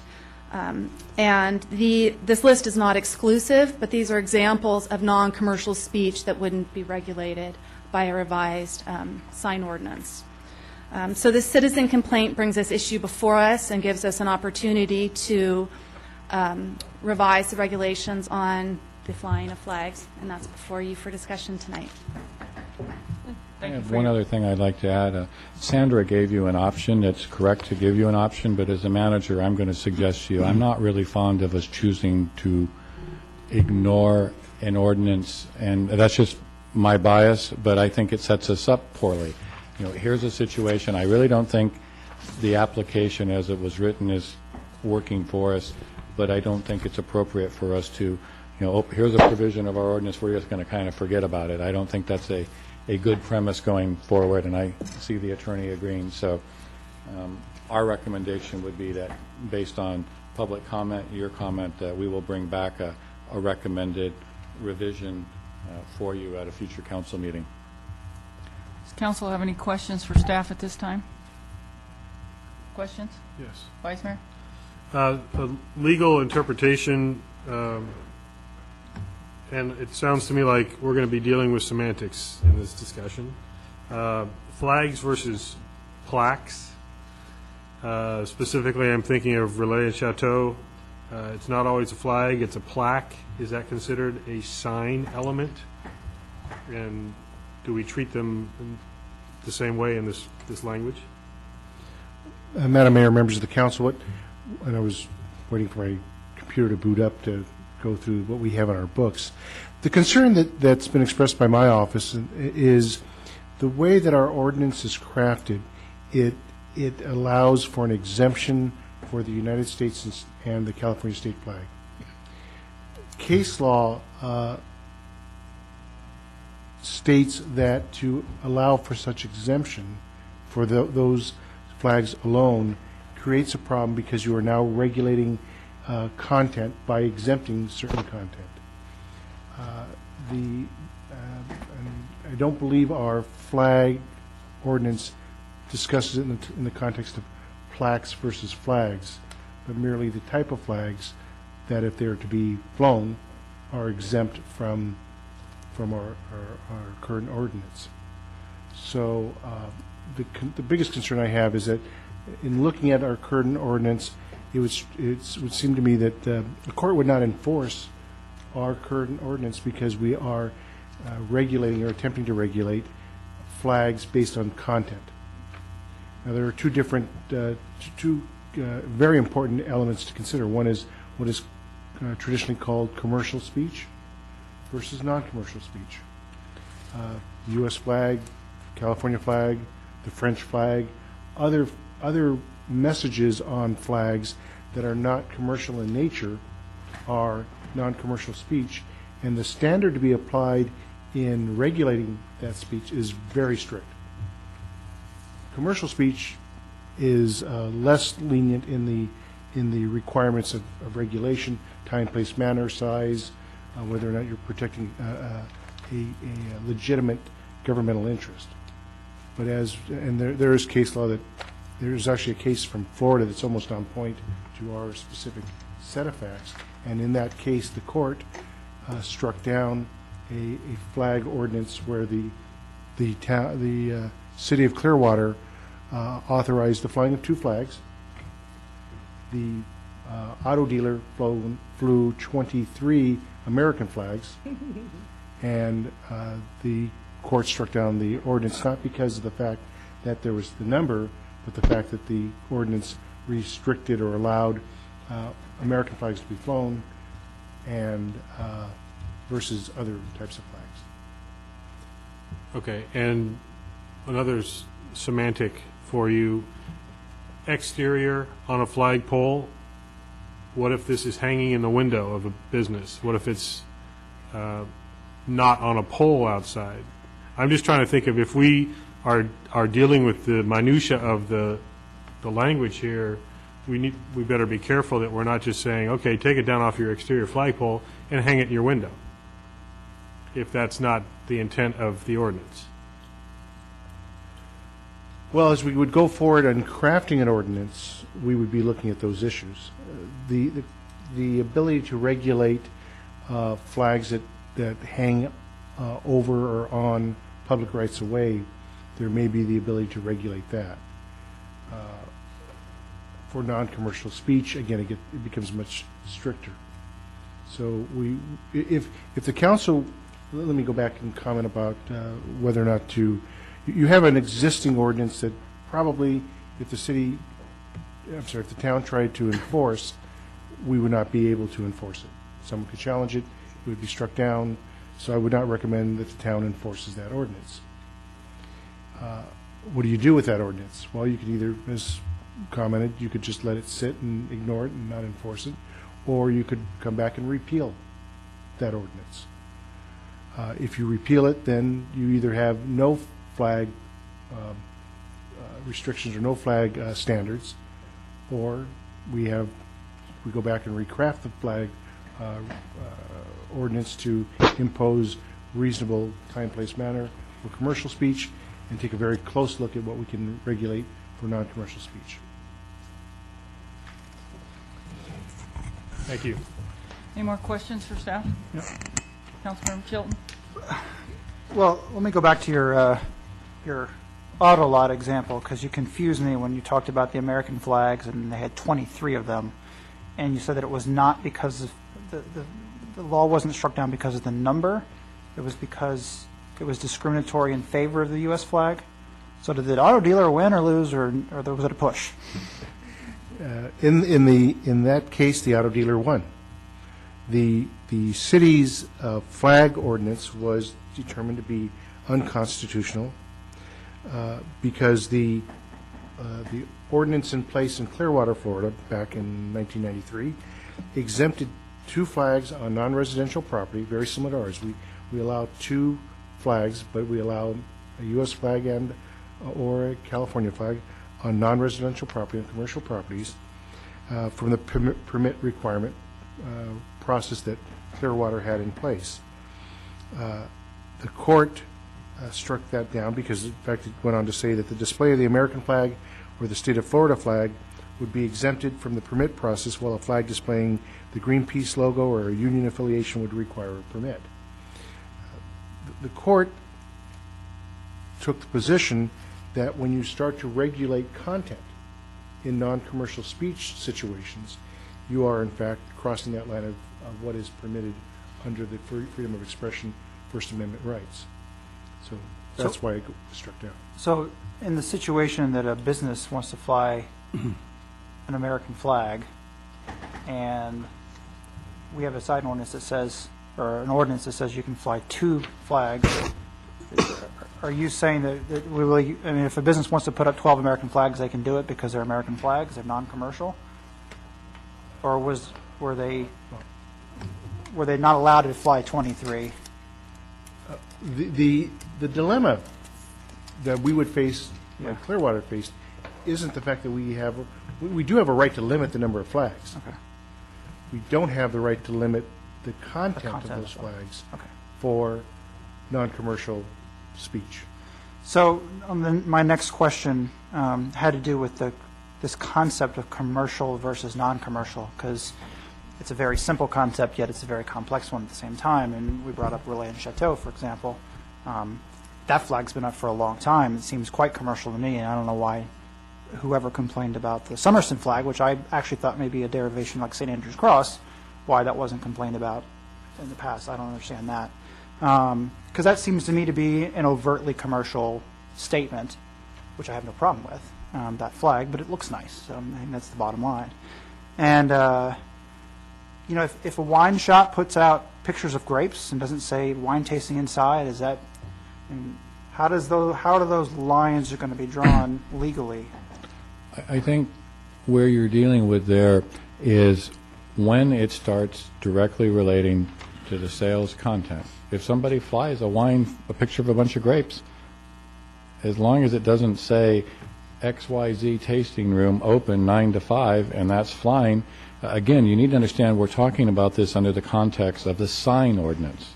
This is an extension of the sign ordinance. what the intent really is that a person cannot add additional signage to their commercial establishment by taking a big flag, putting a flagpole out there, and saying, more about whatever there was. So when somebody puts up, again, we've addressed, you can limit the number of flagpoles and flags that they can fly, but if somebody wants to put up 2 nondescript, no message, color to add atmosphere, or if, let's say, that's where we run into that problem. And some of those things, the flag at the French Laundry, for example, is a recognition flag that they've earned. Somebody could earn a Leeds Platinum or, flag. So that's where it doesn't scream, buy me, I'm open, this is the name of the business plastered all over the flag.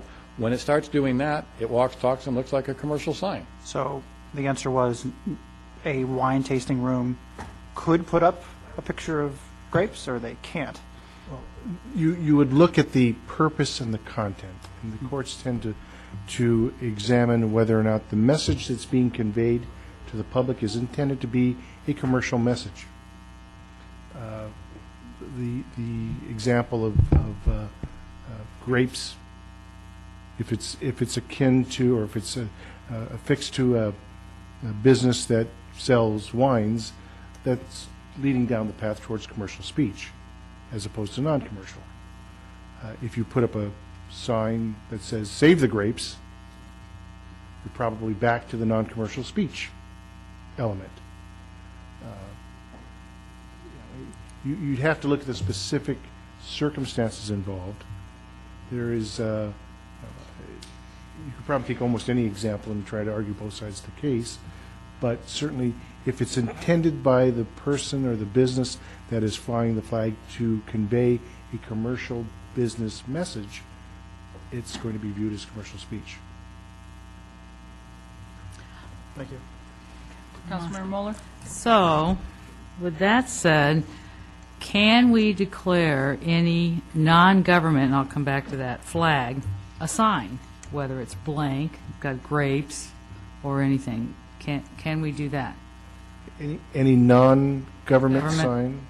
Any non-government flag, can we declare it a flag? sign and make it fall under the sign ordinance? Or is it still a flag? Say it's the French flag. Okay. Can we declare any non-federal, non-California state flag, which is a flag, a sign? The answer to that question is yes. I don't want the council to get too tripped up on the notion of that we're just, a flag can be a sign in the definition of signage. Right. It is signage and signs. We can have signs, we can have banners, we can have flags, we can have posters, we can have a whole variety of things that would probably fall under our signage or signs restrictions in our code. Commercial speech, if it's on a flag, and we had this discussion earlier, could, if properly crafted, fall into the regulations of our signs. The concern that, and I want to kind of draw back to one of the key focuses here, which is what do we have on the books currently? Right. And what we have on the books currently is, I'll read it if I may, Madam Mayor, and just very briefly. Please. For more than one flagpole, the ZDRB may permit American and California flags on 2 flagpoles on the primary access street of the property by applying the exemption procedure as found in section 17.92.100. So what our code states is that if it's an American flag, a California flag, you're going to be exempt.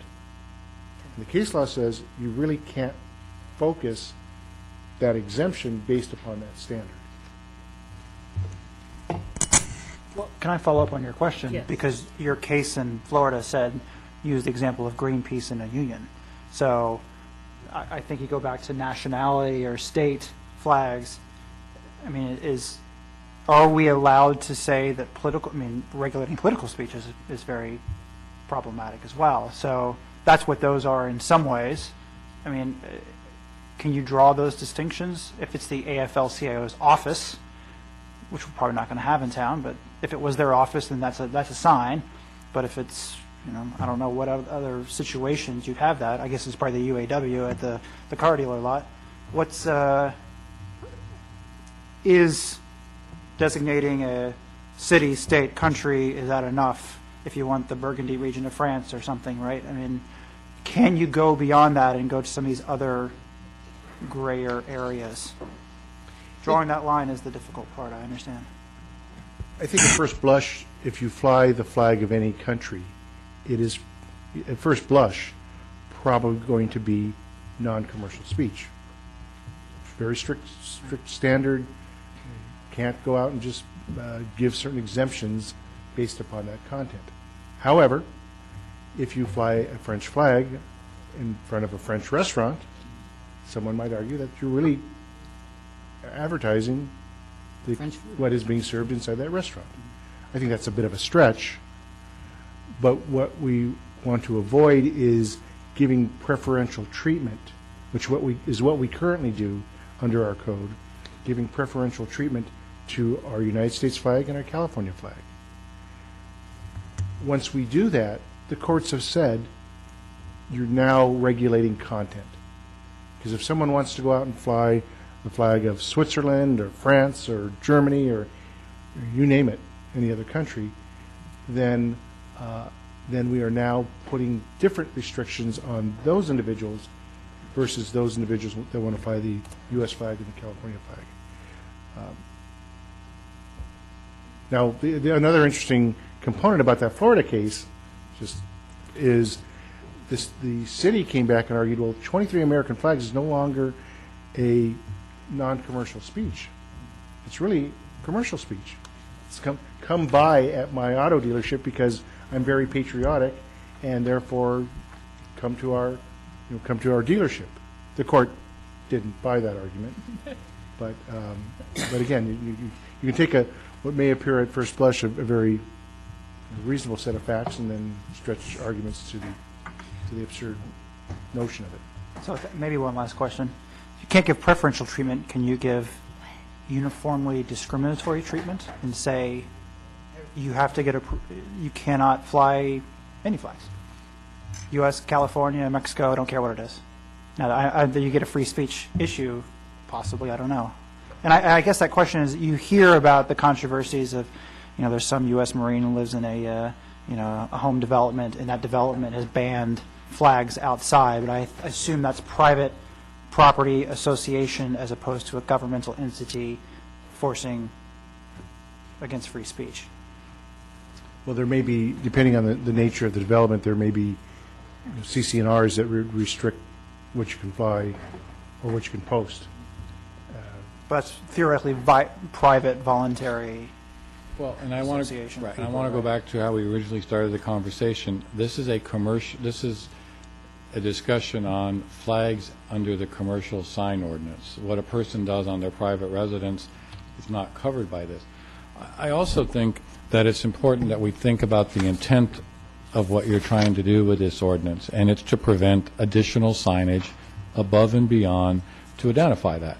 So I think, if the council's intent is let's clean this up and bring one back, we'll bring you a draft. It will include our best efforts to identify and provide some illustration and guidance as to what is treated as a commercial sign. Clearly, at least we can write some intent language that will offer some guidance as to what is attempted to be. I mean, I think one of the best examples that I can think of is if you drive by some McDonald's, you'll see a McDonald's flag flying on it, and it's got the arches, and it says McDonald's. That probably would be constituting a sign because it's a commercial message. If it was just a red flag adding some color and atmosphere, probably not going to be considered commercial.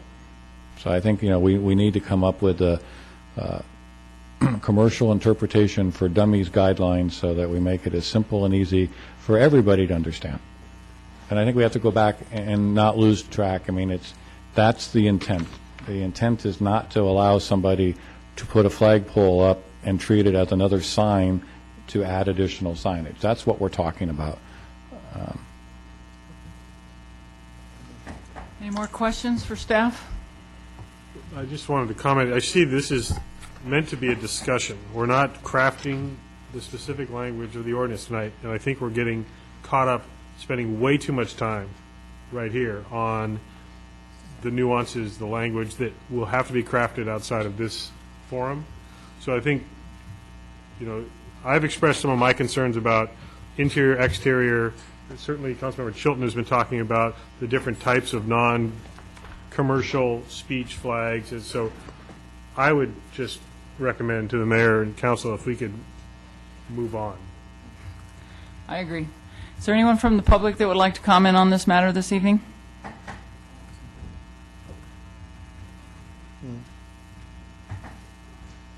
Hello, my name is Craig Becker, General Manager of Somerston Wine Company, Madam Mayor, Council. Here to voice our support for our Somerston flag and to bring to the public's attention that it's not just about a flag at Somerston. We've been, what we think, singled out for a lot of issues, whether it's light bulb intensity, signage size, and whatnot, by a single individual. And I think it's really important that we understand this is not a huge crowd of protesters saying we're not abiding by our conditional use permit. Rather, a single individual that is trying to, in our way, limit our business. And this individual is here tonight, and he has taken photos of our business. He has questioned a lot of what we're doing, whether it's with the ABC, and we think it needs to be public knowledge that this is happening, and we see it as a hostile treatment of our business. The same individual is married to a council member, and that this needs to be known. Thank you. Thank you for your comments. Anyone else? Close the public comment, bring it back to council for further discussion. I'd like to start by saying I appreciate the town staff and the time they put into this staff report and the recommendations with which I concur completely, all the way down the line, starting with maximum number of flags to mounting requirements, exempt flags, etc. Those are my thoughts and feedback on the matter. So, anybody else? Councilmember Mueller? Well, I'm certainly willing to help staff as they kind of put together some of the policy. I think that 2 flagpoles per parcel seems reasonable, and maybe you need some language in there about mast arm flagpoles, because that'll probably come up too. The height requirement seems very reasonable if you're going to have a one-story. It should be limited by the zoning, so whatever, maybe a little table that says if the height zoning is this in this zone, maybe it'd be easy to follow that. I would also, as you're kind of putting this together, and since it's so involved in our sign policy and the ZDRB's involved in that, I'd certainly like to get their comments on a draft policy that we kind of put together, because they look at these things in a lot more detail than we do, and they do it routinely. So I'd like to see what their input would be. And I think there's some industry standards with your question regarding how big should the flag be, and if you have 2, how big can they be? And you probably know about those, but I'd be inclined just to follow the industry standard for how big a flag can be on a certain size pole, and if you have 2, it probably is a little bit less. I'm still not real sure. Just generally, it seems like if it's a non-government flag, it should probably be a sign, and if it's a government flag, it's a flag. But I don't know if that's, I'm still a little confused. Maybe the attorney can kind of help you work that out. It just seems like it would be simple if we said a government flag's a flag and everything else is a sign. So those are my comments. Councilmember Chilton? Craig, I'll tell my wife to stop harassing you. I think that part of this has to do, I think Councilmember Dutton says this often, talking about a solution for a problem that practically does not exist. And I really get concerned when I see mounting requirements and flag area, and I mean, we just don't have a problem in this town with flags, let's be honest here. My only concern is commercial flags and finding a reasonable, not overly technical definition of what constitutes a commercial flag and what constitutes what I would call protected free speech. And you know, I think those questions are important. We need to have those discussions about what lines, Arnold, do you think we can draw? How close can you get?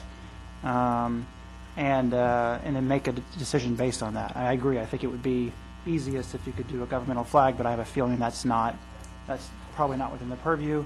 At the same time, do I want V Marketplace to come and have to get a permit to put up no. So I don't want to be ridiculous.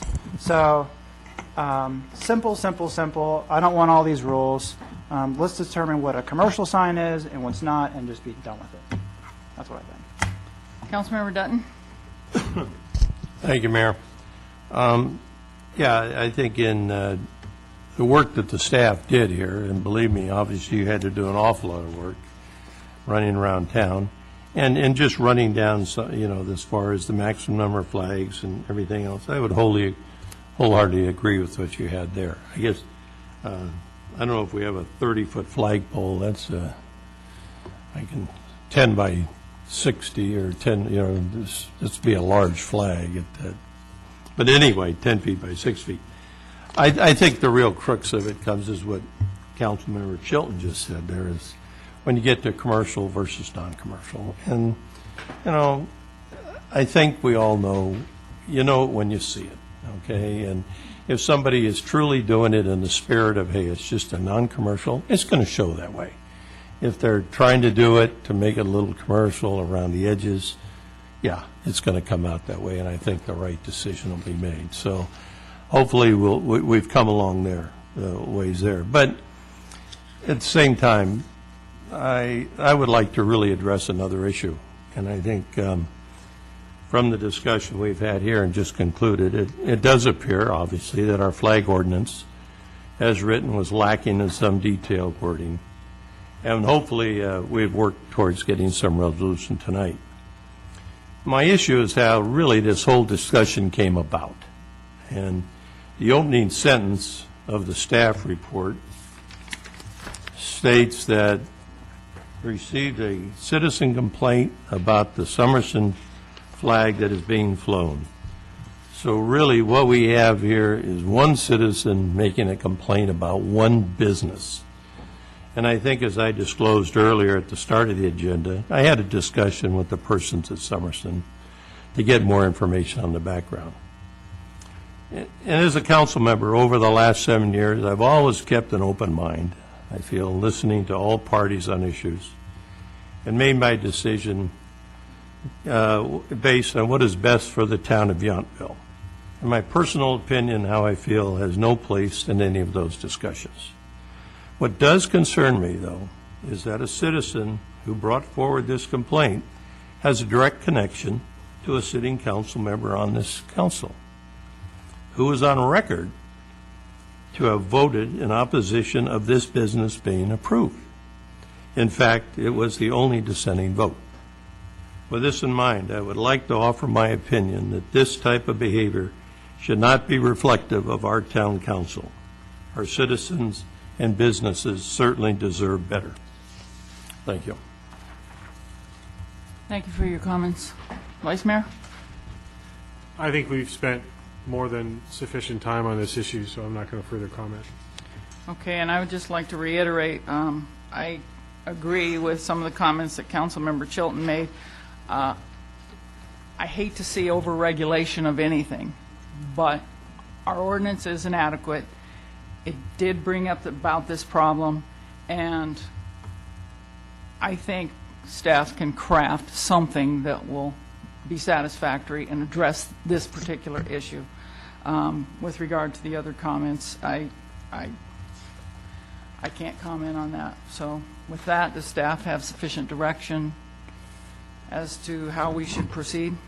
Yes, staff will continue to not enforce the existing ordinance, and we will be bringing forward a modified ordinance at a future council meeting. And as far as the referenced examples of violation of that particular ordinance, they shouldn't feel compelled to take the flags down? That's correct. We're, given the council's direction, we will not be enforcing all of the samples that were shown.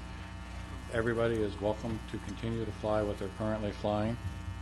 Those have not been deemed commercial upon staff's review, and we will be crafting a more reflective, modern, up-to-date language and move forward with that. Good, thank you. Mayor, may I ask a question of staff? With your indulgence, clearly we have a business that feels like they're being harassed. What's the proper procedure for them to address those concerns? Should it be talk to the town attorney, talk to the town manager? What's appropriate? I mean, this goes to the issue of a business that's been approved to operate, and as far as my understanding is, they're complying with the conditions of their business. So if there's a dispute there, how does it, because it sounds to me like this is not going to go away when we leave this room. Madam Mayor, members of the council, my job is to try and keep the town out of trouble. All I can do is recommend and suggest. Can't give advice to the business owner, but you know, and it's only in terms of the town's exposure. It's only if an agent of the town is engaged in that conduct. So if I went down to that business and did things I shouldn't, then yes, the town would be potentially at risk. Private parties have private remedies, and at that point, that's for the town to get involved. Well, I recognize there would be probably the argument that there's some linkage to the town, but unless it's action or conduct by town agents or employees or officers or under the direction of a town agent, employee, or officer, the town is not at risk. So, and I'm just trying to get some clarification for the public.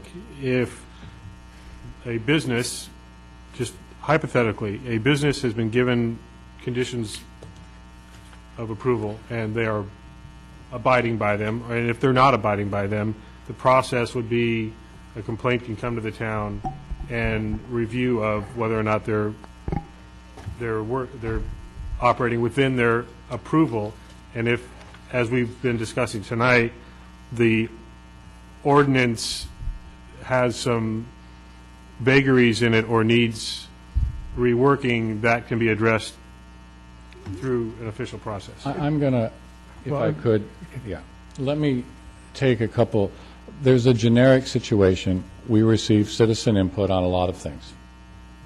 A lot of things. We have an engaged citizenry that likes to let us know about a range of things. And staff, as a normal part of our routine, will look at it. It could be an A-frame sign. It could be a illegally parked car that's been left for longer periods of time. We have an obligation to work. What I'm also trying to explain is staff looks at that issue comprehensively throughout the jurisdiction. So if a complaint comes in on one particular business, one of the things that we'll look at and go, do we have an issue in broader areas that we need to go look at? So I just want to kind of allow for a generic. We are probably a bit more of a complaint-driven in part because of our size staff. We don't have a dedicated standalone code enforcement division going out looking for these things. So we do get some feedback from the community. We work on it. We also find things. So as an across the board, that's what we try to do. More to the point of Summerston, I would like to point out that staff has been working with Summerston.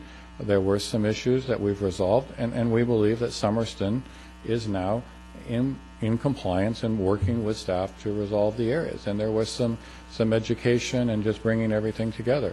And we do that on a regular basis. We will go out and meet with the business owners. Our approach at first is always to work with the business owner on education, awareness, and I have to say that I believe the Somerston staff has been very responsive to planning staff, listened to the concerns, and worked to address that. And that's why we brought this particular one to you, because this one was not resolvable by staff. I mean, it may sound weird and really strange, but it's not resolvable at the discretion that we have. So, for the record, I will say that at this point, staff believes that Somerston is in compliance with the conditional use permits.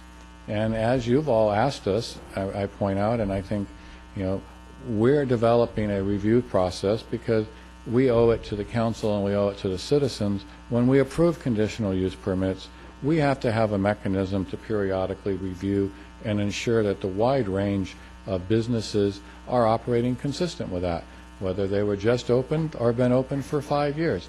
And occasionally, just whether it's parking management, open signs, a variety of things, we have to re-educate. Staff changes, somebody else, they see somebody new does something, then somebody else goes and tries that. It's an ongoing process, but our approach is education outreach first before we take a more extensive approach. And I think that's very consistent with what the council has asked us to do. Did you have anything to add? If I may just maybe add one additional comment, Madam Mayor, council members. While it may appear that this is before you because of Summerstone, it really is before you because we have an ordinance that is unenforceable against any business. And so, and I want to assure the owners, or the gentleman from Summerston, that the city is not looking to, the town, I should say, is not looking to pick on this business or any of the other businesses depicted in our presentation. But merely the discussion tonight was we have an ordinance that was, as I looked up, it was crafted in 1992.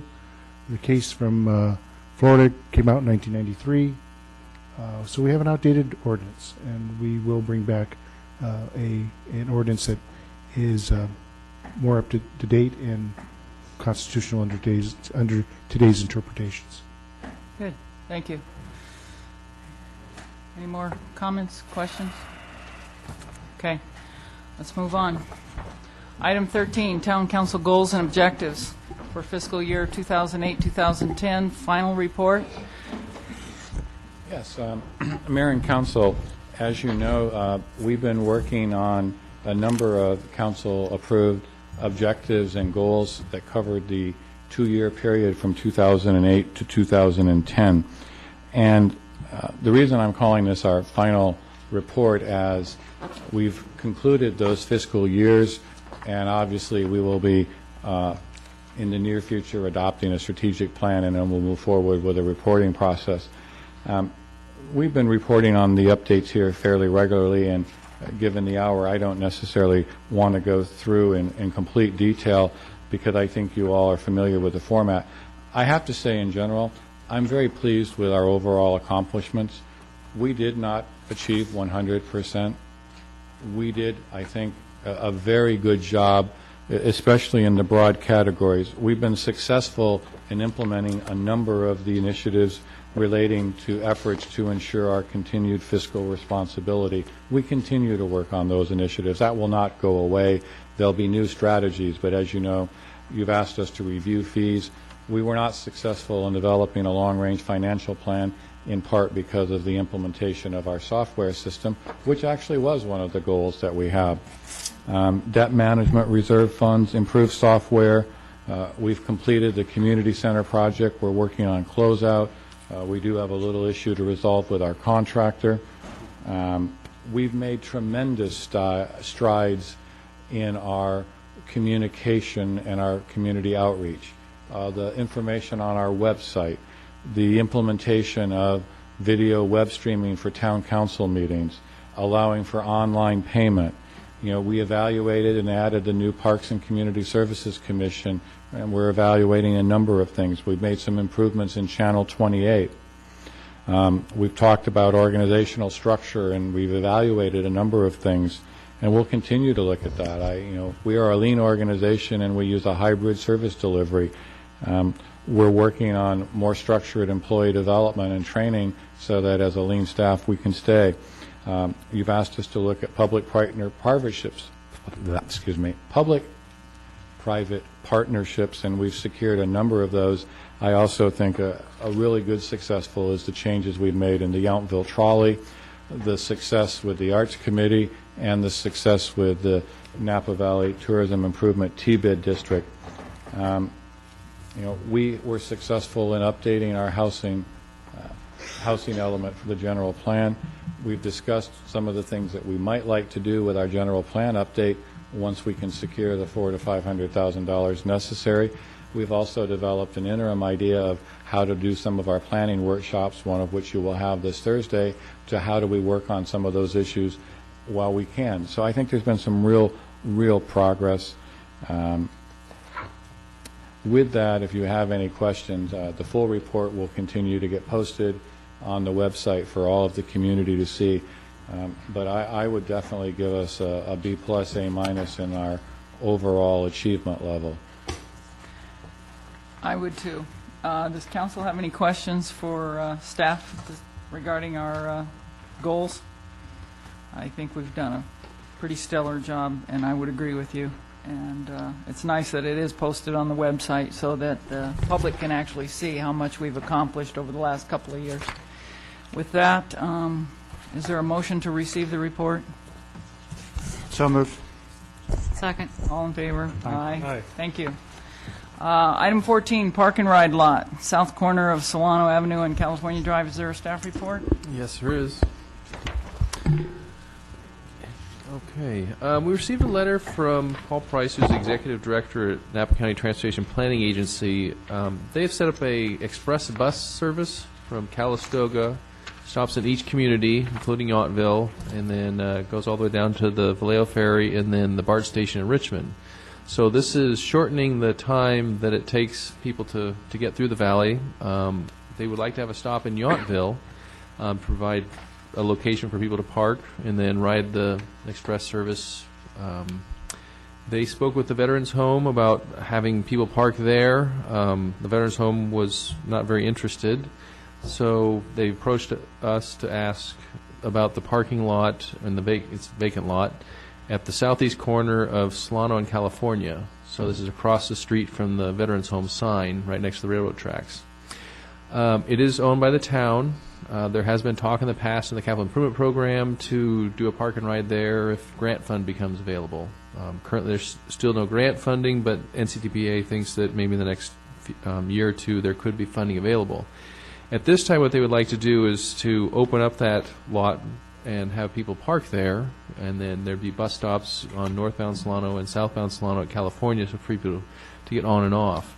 So I wanted to bring this to you to see if you're interested and you'd like us to work with the town attorney on an agreement to have NCDPA essentially set up the park and ride lot, maintain the park and ride lot. Are there any things of interest that you want the town to do or NCDPA to do, or things to include in the agreement? So just wanted to bring it to you, throw it out there, see if you have any comments, recommendations, questions, things like that. Sure. I have a question. Graham, are there any flood control issues, considering that's right by a flood control channel? And, we've had problems with that in the past, with that whole area flooding there. Is that something that would need to be addressed, and is that going to increase costs, and who's going to bear those costs? And my understanding is, from seeing some of the pictures the town has, is most of the flooding has been down the road that goes between Solano, between the fire station and the grill and the restaurant up towards the corporation yard. There has been, I can understand there be some flooding there. Most of it, I believe, is further to the south.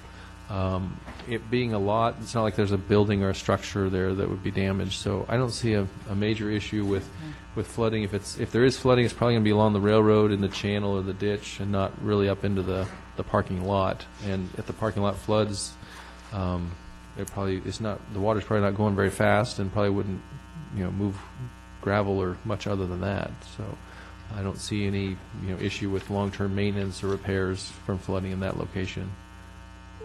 Can I do a Part B? Part B? I would encourage you, first of all, my answer is yes, but I think when you talk to NCBA staff, one of the considerations that we had at NCBA was about the intermodal site down in Napa, and one of the things that the board there said to do was look at the wine train site, and that was not in the floodplain, but then turned to be in, like, there was another term they used, the Floodway? way, thank you. And that basically said, no grant funding, nothing could ever be used for that particular site. It was just off the table. And so I would bring that up so we don't go too far down the road and then suddenly say, oh, well, any grants we get will never cover that because of that issue. So just make sure you bring it up with them. Well, since you bring up Napa, I'm somewhat familiar with it. The floodplain in Yountville is pretty much at the eastern edge of town, but mostly it's because of the river. There is creek flooding, but this would not be an area that would be shown. It's not shown on the FEMA flood map, so it would not be a problem with grant funding in terms of the floodplain. I would bring them up on that because the last one wasn't either. So just make sure you bring that up. Questions? Yeah. Councilmember Muller? I've got several. So you said that I'm familiar with the 29 Express bus. It does stop in Yountville on Washington Street right now? It has been, is my understanding, yes. Okay. All right. So then it wouldn't be a stop on Washington, and the stop would move to this lot, or is that just too premature? Do you not know that information? My understanding from talking to NCDBA staff is that they do want to stop there at California and Solano and then pick up people, drop off people, and then continue on their way to Napa. Okay, so probably not a stop then, Yountville. It is an express bus. Keep stopping. You're not going to be express anymore, so you. They just want to stop once in each community. Okay, I understand that. Do you have any idea about how many stalls we could put in there, and whether we would still own the property if we moved ahead with this, right? Because my concern is that something that hasn't gone away is parking. And if we're ever going to do something down the line, we really haven't talked through it. If we give this up for that express route and we ever want to have an employee parking lot, I mean, we've got where we talked about the south end of Veterans Park and this. Before I'm saying, yeah, let's do this, I'd really like to really talk through and think through that if we're possibly giving up something, especially if we wouldn't own it anymore. But even if we do own it, how many parcels, how many stalls would be there? Is this something that we really want to use for a park and ride lot? Well, I think there's a for couple employees.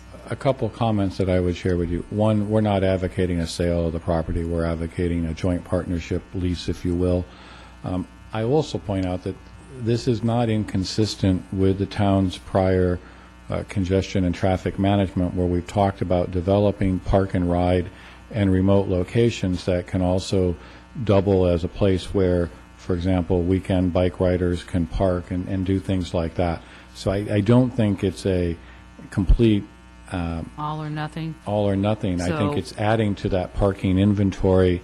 And actually, if you'd look at it right now, we're not maximizing use of that property. No. This would improve the parking potentially, because what it could mean right now is that somebody that is taking the commuter bus is actually parking someplace else in a more valuable parking spot than over there. So, I mean, there's some different scenarios to look at it.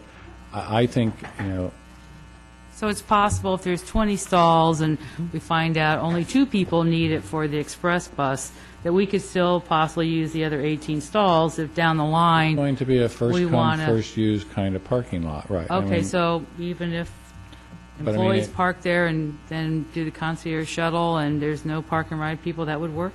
Well, I'm going to suggest that NCTPA will want to make sure that there is some Right. commuter parking, but the intent will be that it gets used, just Right. like we try to market. So I don't think it's a big risk to the town. We're going to need to look at, that site's not going to be the end-all in our parking discussions, nor will construction of a parking lot. But it also gives us a place to potentially send some of our, what I call traffic clutterers, like oversized buses and limos that, they either park inappropriately or they take up 2 or 3 parking spots. So it allows us a little more flexibility in parking management, and it does reflect the fact that we do have residents that potentially are either using the commuter bus and parking elsewhere, or we can encourage some people to use the commute bus, which is equally important and positive. Right. So are there 5 stalls, 20 stalls? You got It a was estimated ballpark? about 20 also. And it could also be carpoolers. People may park there and then drive with somebody else. Okay. So about 20 is your Yeah, guess? Okay. that's what I was estimating. All right. Takes care of my questions. Thanks. Thank you. Councilmember Dutton, any questions? No, I think all those are good comments. The only thing I'd point out, and I don't know how many trips they make, but that'd be that many less trips right down Washington Street. I assume they get off at the ramp for the Veterans Home exit there and then just come right across. There would still be the Route 10 buses going through town. This would just be the express bus that would stop at this stop.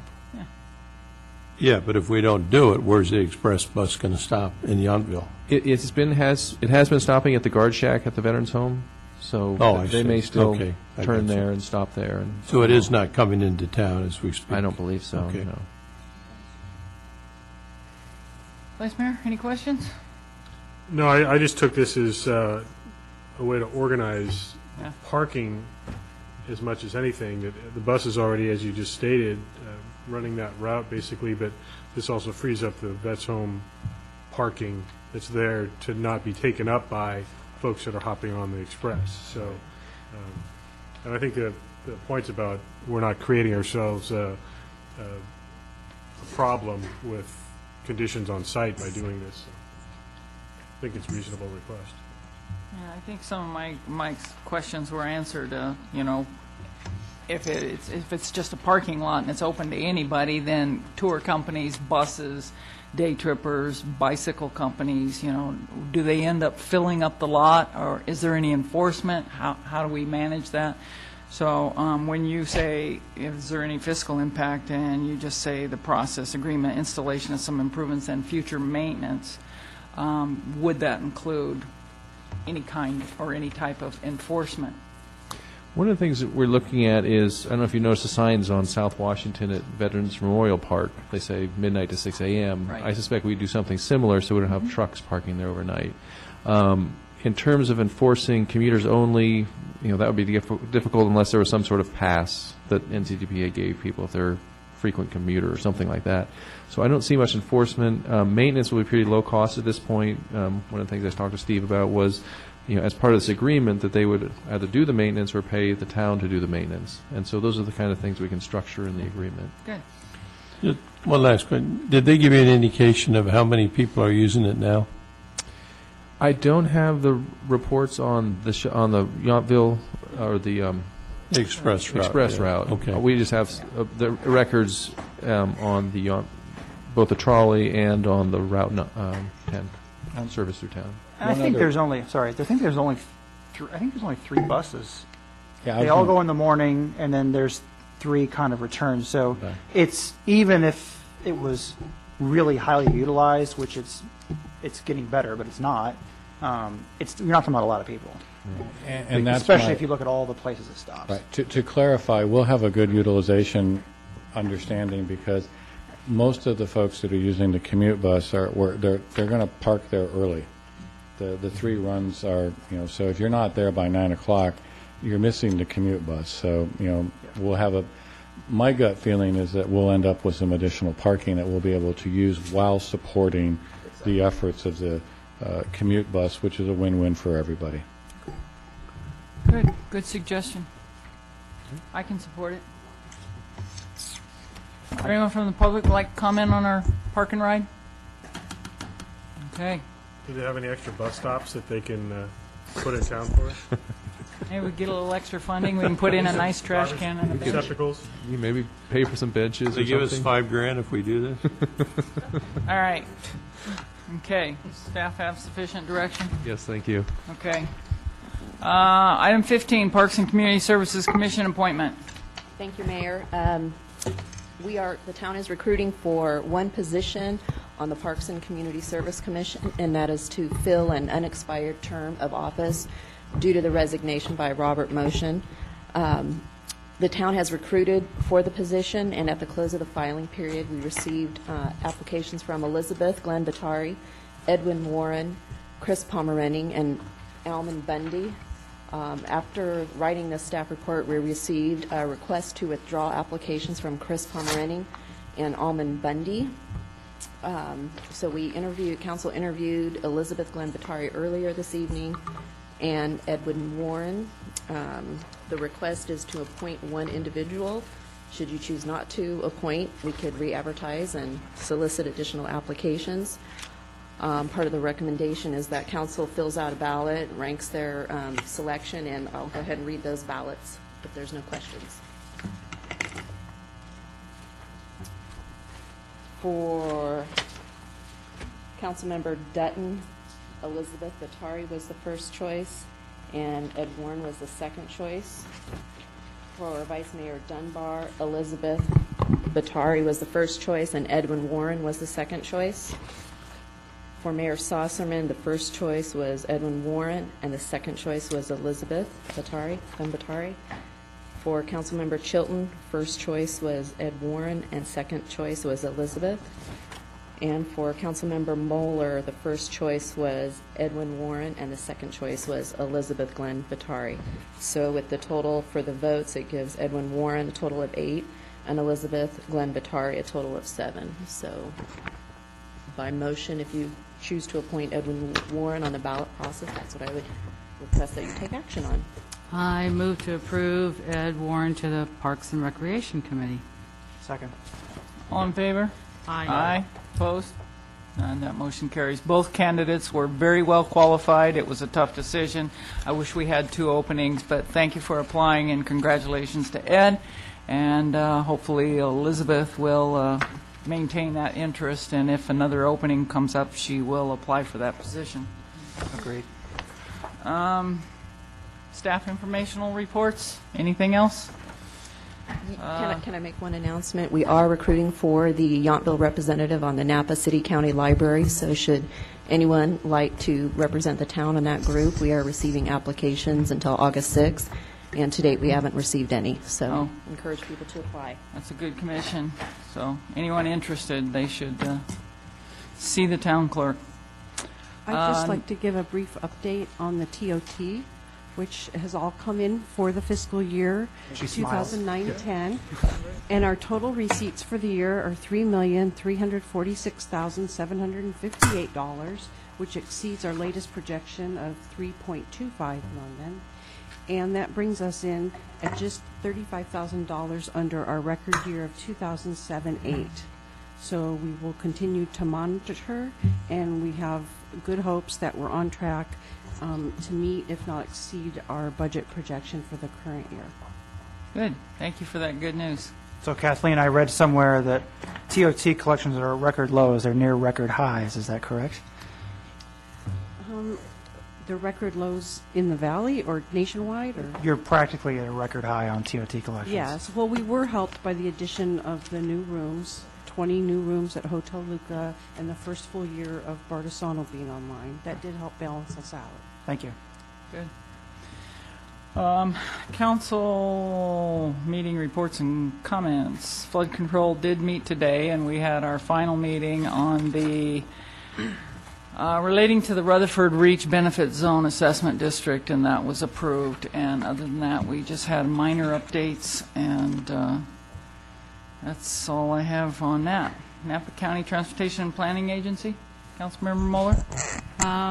Couple small things, especially as they relate to budget. There was going to be item 9.8. There's going to be a resolution authorizing a grant that they're going to write for HUD, and it looks like the opinion's going that it's all going to be about $10,000, and they're going to split it amongst the municipalities, either divided by 5 or personnel. So it might be $1,000, $1,500 for Yountville, so just a heads up on that.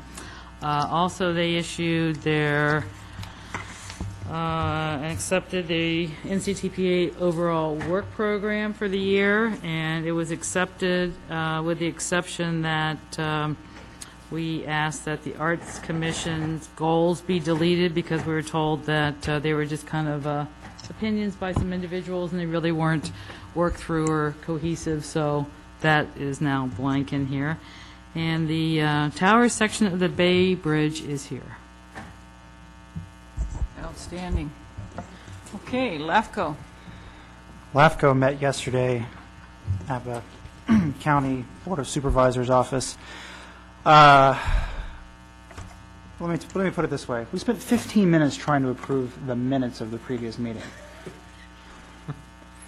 So that's how that meeting went. Anyway, it actually ended in less than 45 minutes, which was interesting. What we did do was annex 2 parcels just south of the Napa County Airport into American Canyon. It is supposed to be 3 parcels, which was the subject of the minutes discussion. But all of the MOU between American Canyon and Napa County, most of those now with that one change has been kind of finalized. So the city boundaries down there are pretty well set, the sphere of influence, and hopefully there's no other surprises like that. And honestly, I don't know what else LAFCO has on the horizon, considering the development environment is nil to 0. We'll see what pops up. I will move on. Can I move on to the next? Yes. I won't speak long. D, Yountville Elementary School Ad Hoc Committee update. We had Dr. Sweeney here earlier today. We talked about that. And the Vice Mayor who touched on it. We do have there's an agreement that has been approved by the Board of Trustees. We have a Yountville School Foundation board meeting on Thursday to approve it on our side, and then we'll sign on the dotted line. It's a 6-year agreement with a renewal clause. It has some specifics in there I won't go into right now, but it essentially the school has operated at a deficit itself over the years because of a small size. That is about $40,000 on average, so the foundation is going to look to the community to raise those funds, about $250,000 over the next 6 years to keep the school open. I think the Vice Mayor mentioned it. If the state budget situation miraculously changes or the funding schemes change for the schools and this school is no longer in an operating deficit, then the community will not be looked to plug a hole that no longer exists. So it was really a long, but I know that the district really worked in a very fair manner. It was almost as if sometimes we were on the opposite side of the negotiating table from ourselves.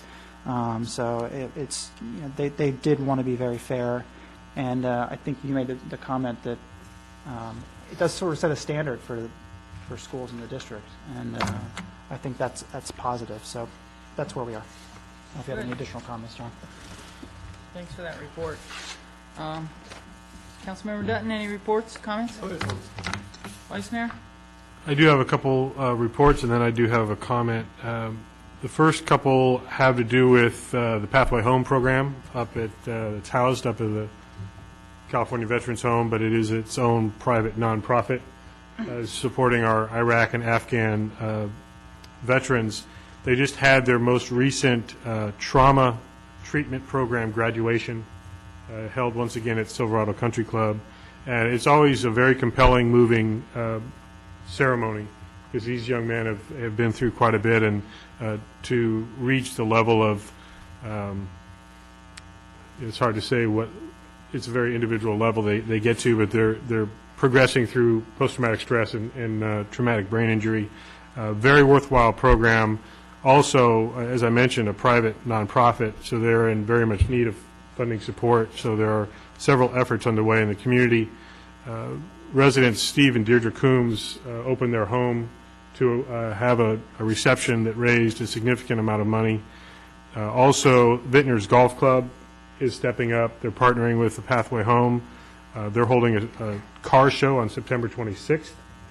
And they're going to give the proceeds to the Pathway program. And also coming up on November 13th, partnering with the Tug McGraw Foundation that's recently relocated up to the Veterans Home. There's a Tim McGraw concert and they are sharing proceeds with the foundation and Pathway. So those are three really strong community efforts to help support Pathway, and it's much appreciated. Also, there is going to be a Yountville Wellness Fair.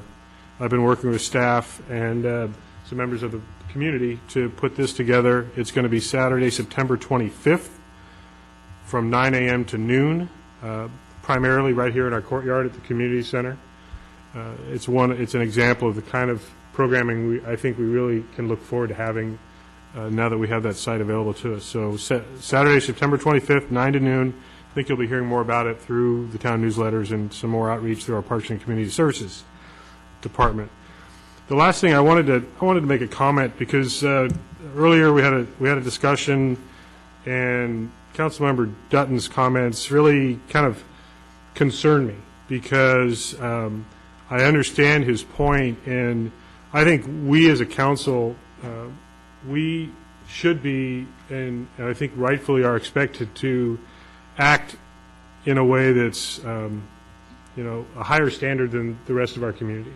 I think our fairness and our unbiased opinions need to be first and foremost at all times, and to have a business or members of our community question whether or not that's the way we're acting is disturbing to me. So I hope this situation is resolved in short order and it doesn't come up again, that we have a conflict that is related to a member of the council, whether fair or not fair. It's up for interpretation, but I do feel like that we need to be completely transparent and fair with all of our decisions and abide by the decisions made by this entire council. We're not always going to agree with the outcome of those decisions, but we need to abide by them and support our decisions and staff's efforts to enforce those decisions. So I expect each and every one of us to live up to that high standard and high expectation. Thank you for those comments. Councilmember Chilton, you have another comment? Well, I was sitting here looking at the calendar. I'm sure staff is well aware that we don't have another council meeting for 5 weeks. Sunday, September... Lost us completely. I'm We, sure. Don't know where we're going to be next Tuesday. Believe it or not, Labor Day is happening before the next council meeting, although it's only August 3rd today. September 5th, Sunday, September 5th, the day before Labor Day, is the annual Focus Labor Day weekend barbecue. It is occurring from 12 noon to 6 p.m. As in years past, it will have the same tri-tip chicken, etc. I'm going to try to marinate them as good as Councilmember Dutton has done in the past. We'll see if that works out. The one important thing that we can't repeat over and over in this forum is it is moving to this year to Yountville Park. And there seems to be sometimes confusion. Now we have a sign. Yountville Park is the big park on the north side of town. That's being moved for a variety of good reasons, but please remember on noon on Sunday, September 5th for the barbecue, please come to Yountville Park on the north side of town. There will be signs up. There will be a sign at Veterans Memorial Park indicating please call the trolley if you're here and you're confused. But that's coming up.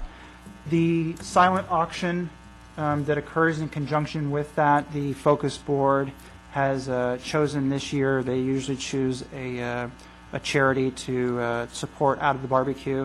This year, half of the proceeds from the silent auction are going to Save Yountville Elementary School and the Yountville School Foundation. So please come and bid things up. That's all I got on that. Good. Thank you for that comment. And I just want to remind the public that there is going to be a planning and land use workshop at the community center on this Thursday, August 5th, beginning at 6 p.m., and you're all encouraged to attend that. And for those of you who haven't noticed, we've started our utility undergrounding on Yount Street, and I didn't see much progress made today, but there's a lot of paint on the ground, so hopefully that project won't take too long and be... You're going to see a lot of saw cutting first and then the demolition and removal, and they actually do have a lot saw cut. I actually showed Vice Mayor Dunbar how some of that was done. So we do anticipate that hopefully the undergrounding portion will be completed, trenching work prior to the opening of school, and then there's the actual movement of the wires and cables, et cetera, that will follow afterwards. So about 30 days. Will there be any access issues this week to the school with the summer camp program? Because I did see the guys kind of get A they were a drive- little off this morning. A driveway will always be open. Okay, thank you. But they are working from north to south, from Weber to Fennell, to try to complete as much work in front of the school as possible before school starts. Well, there's no camp next week, so they can dig away. Okay. All right. Future agenda items, Yountville Days event permits, Rossi rezone, general plan amendment, capital improvement program, and park rental fee changes. Item 19, closed session. Is there a need for closed session this evening? We have one very brief matter, Madam Mayor. It's under conference with legal counsel, anticipated litigation, the possible initiation of one potential case. Okay, and that briefly, 5, 10 minutes? No more than 10 minutes. Okay. Thank you. We'll adjourn to closed session and re-adjourn open session in a few.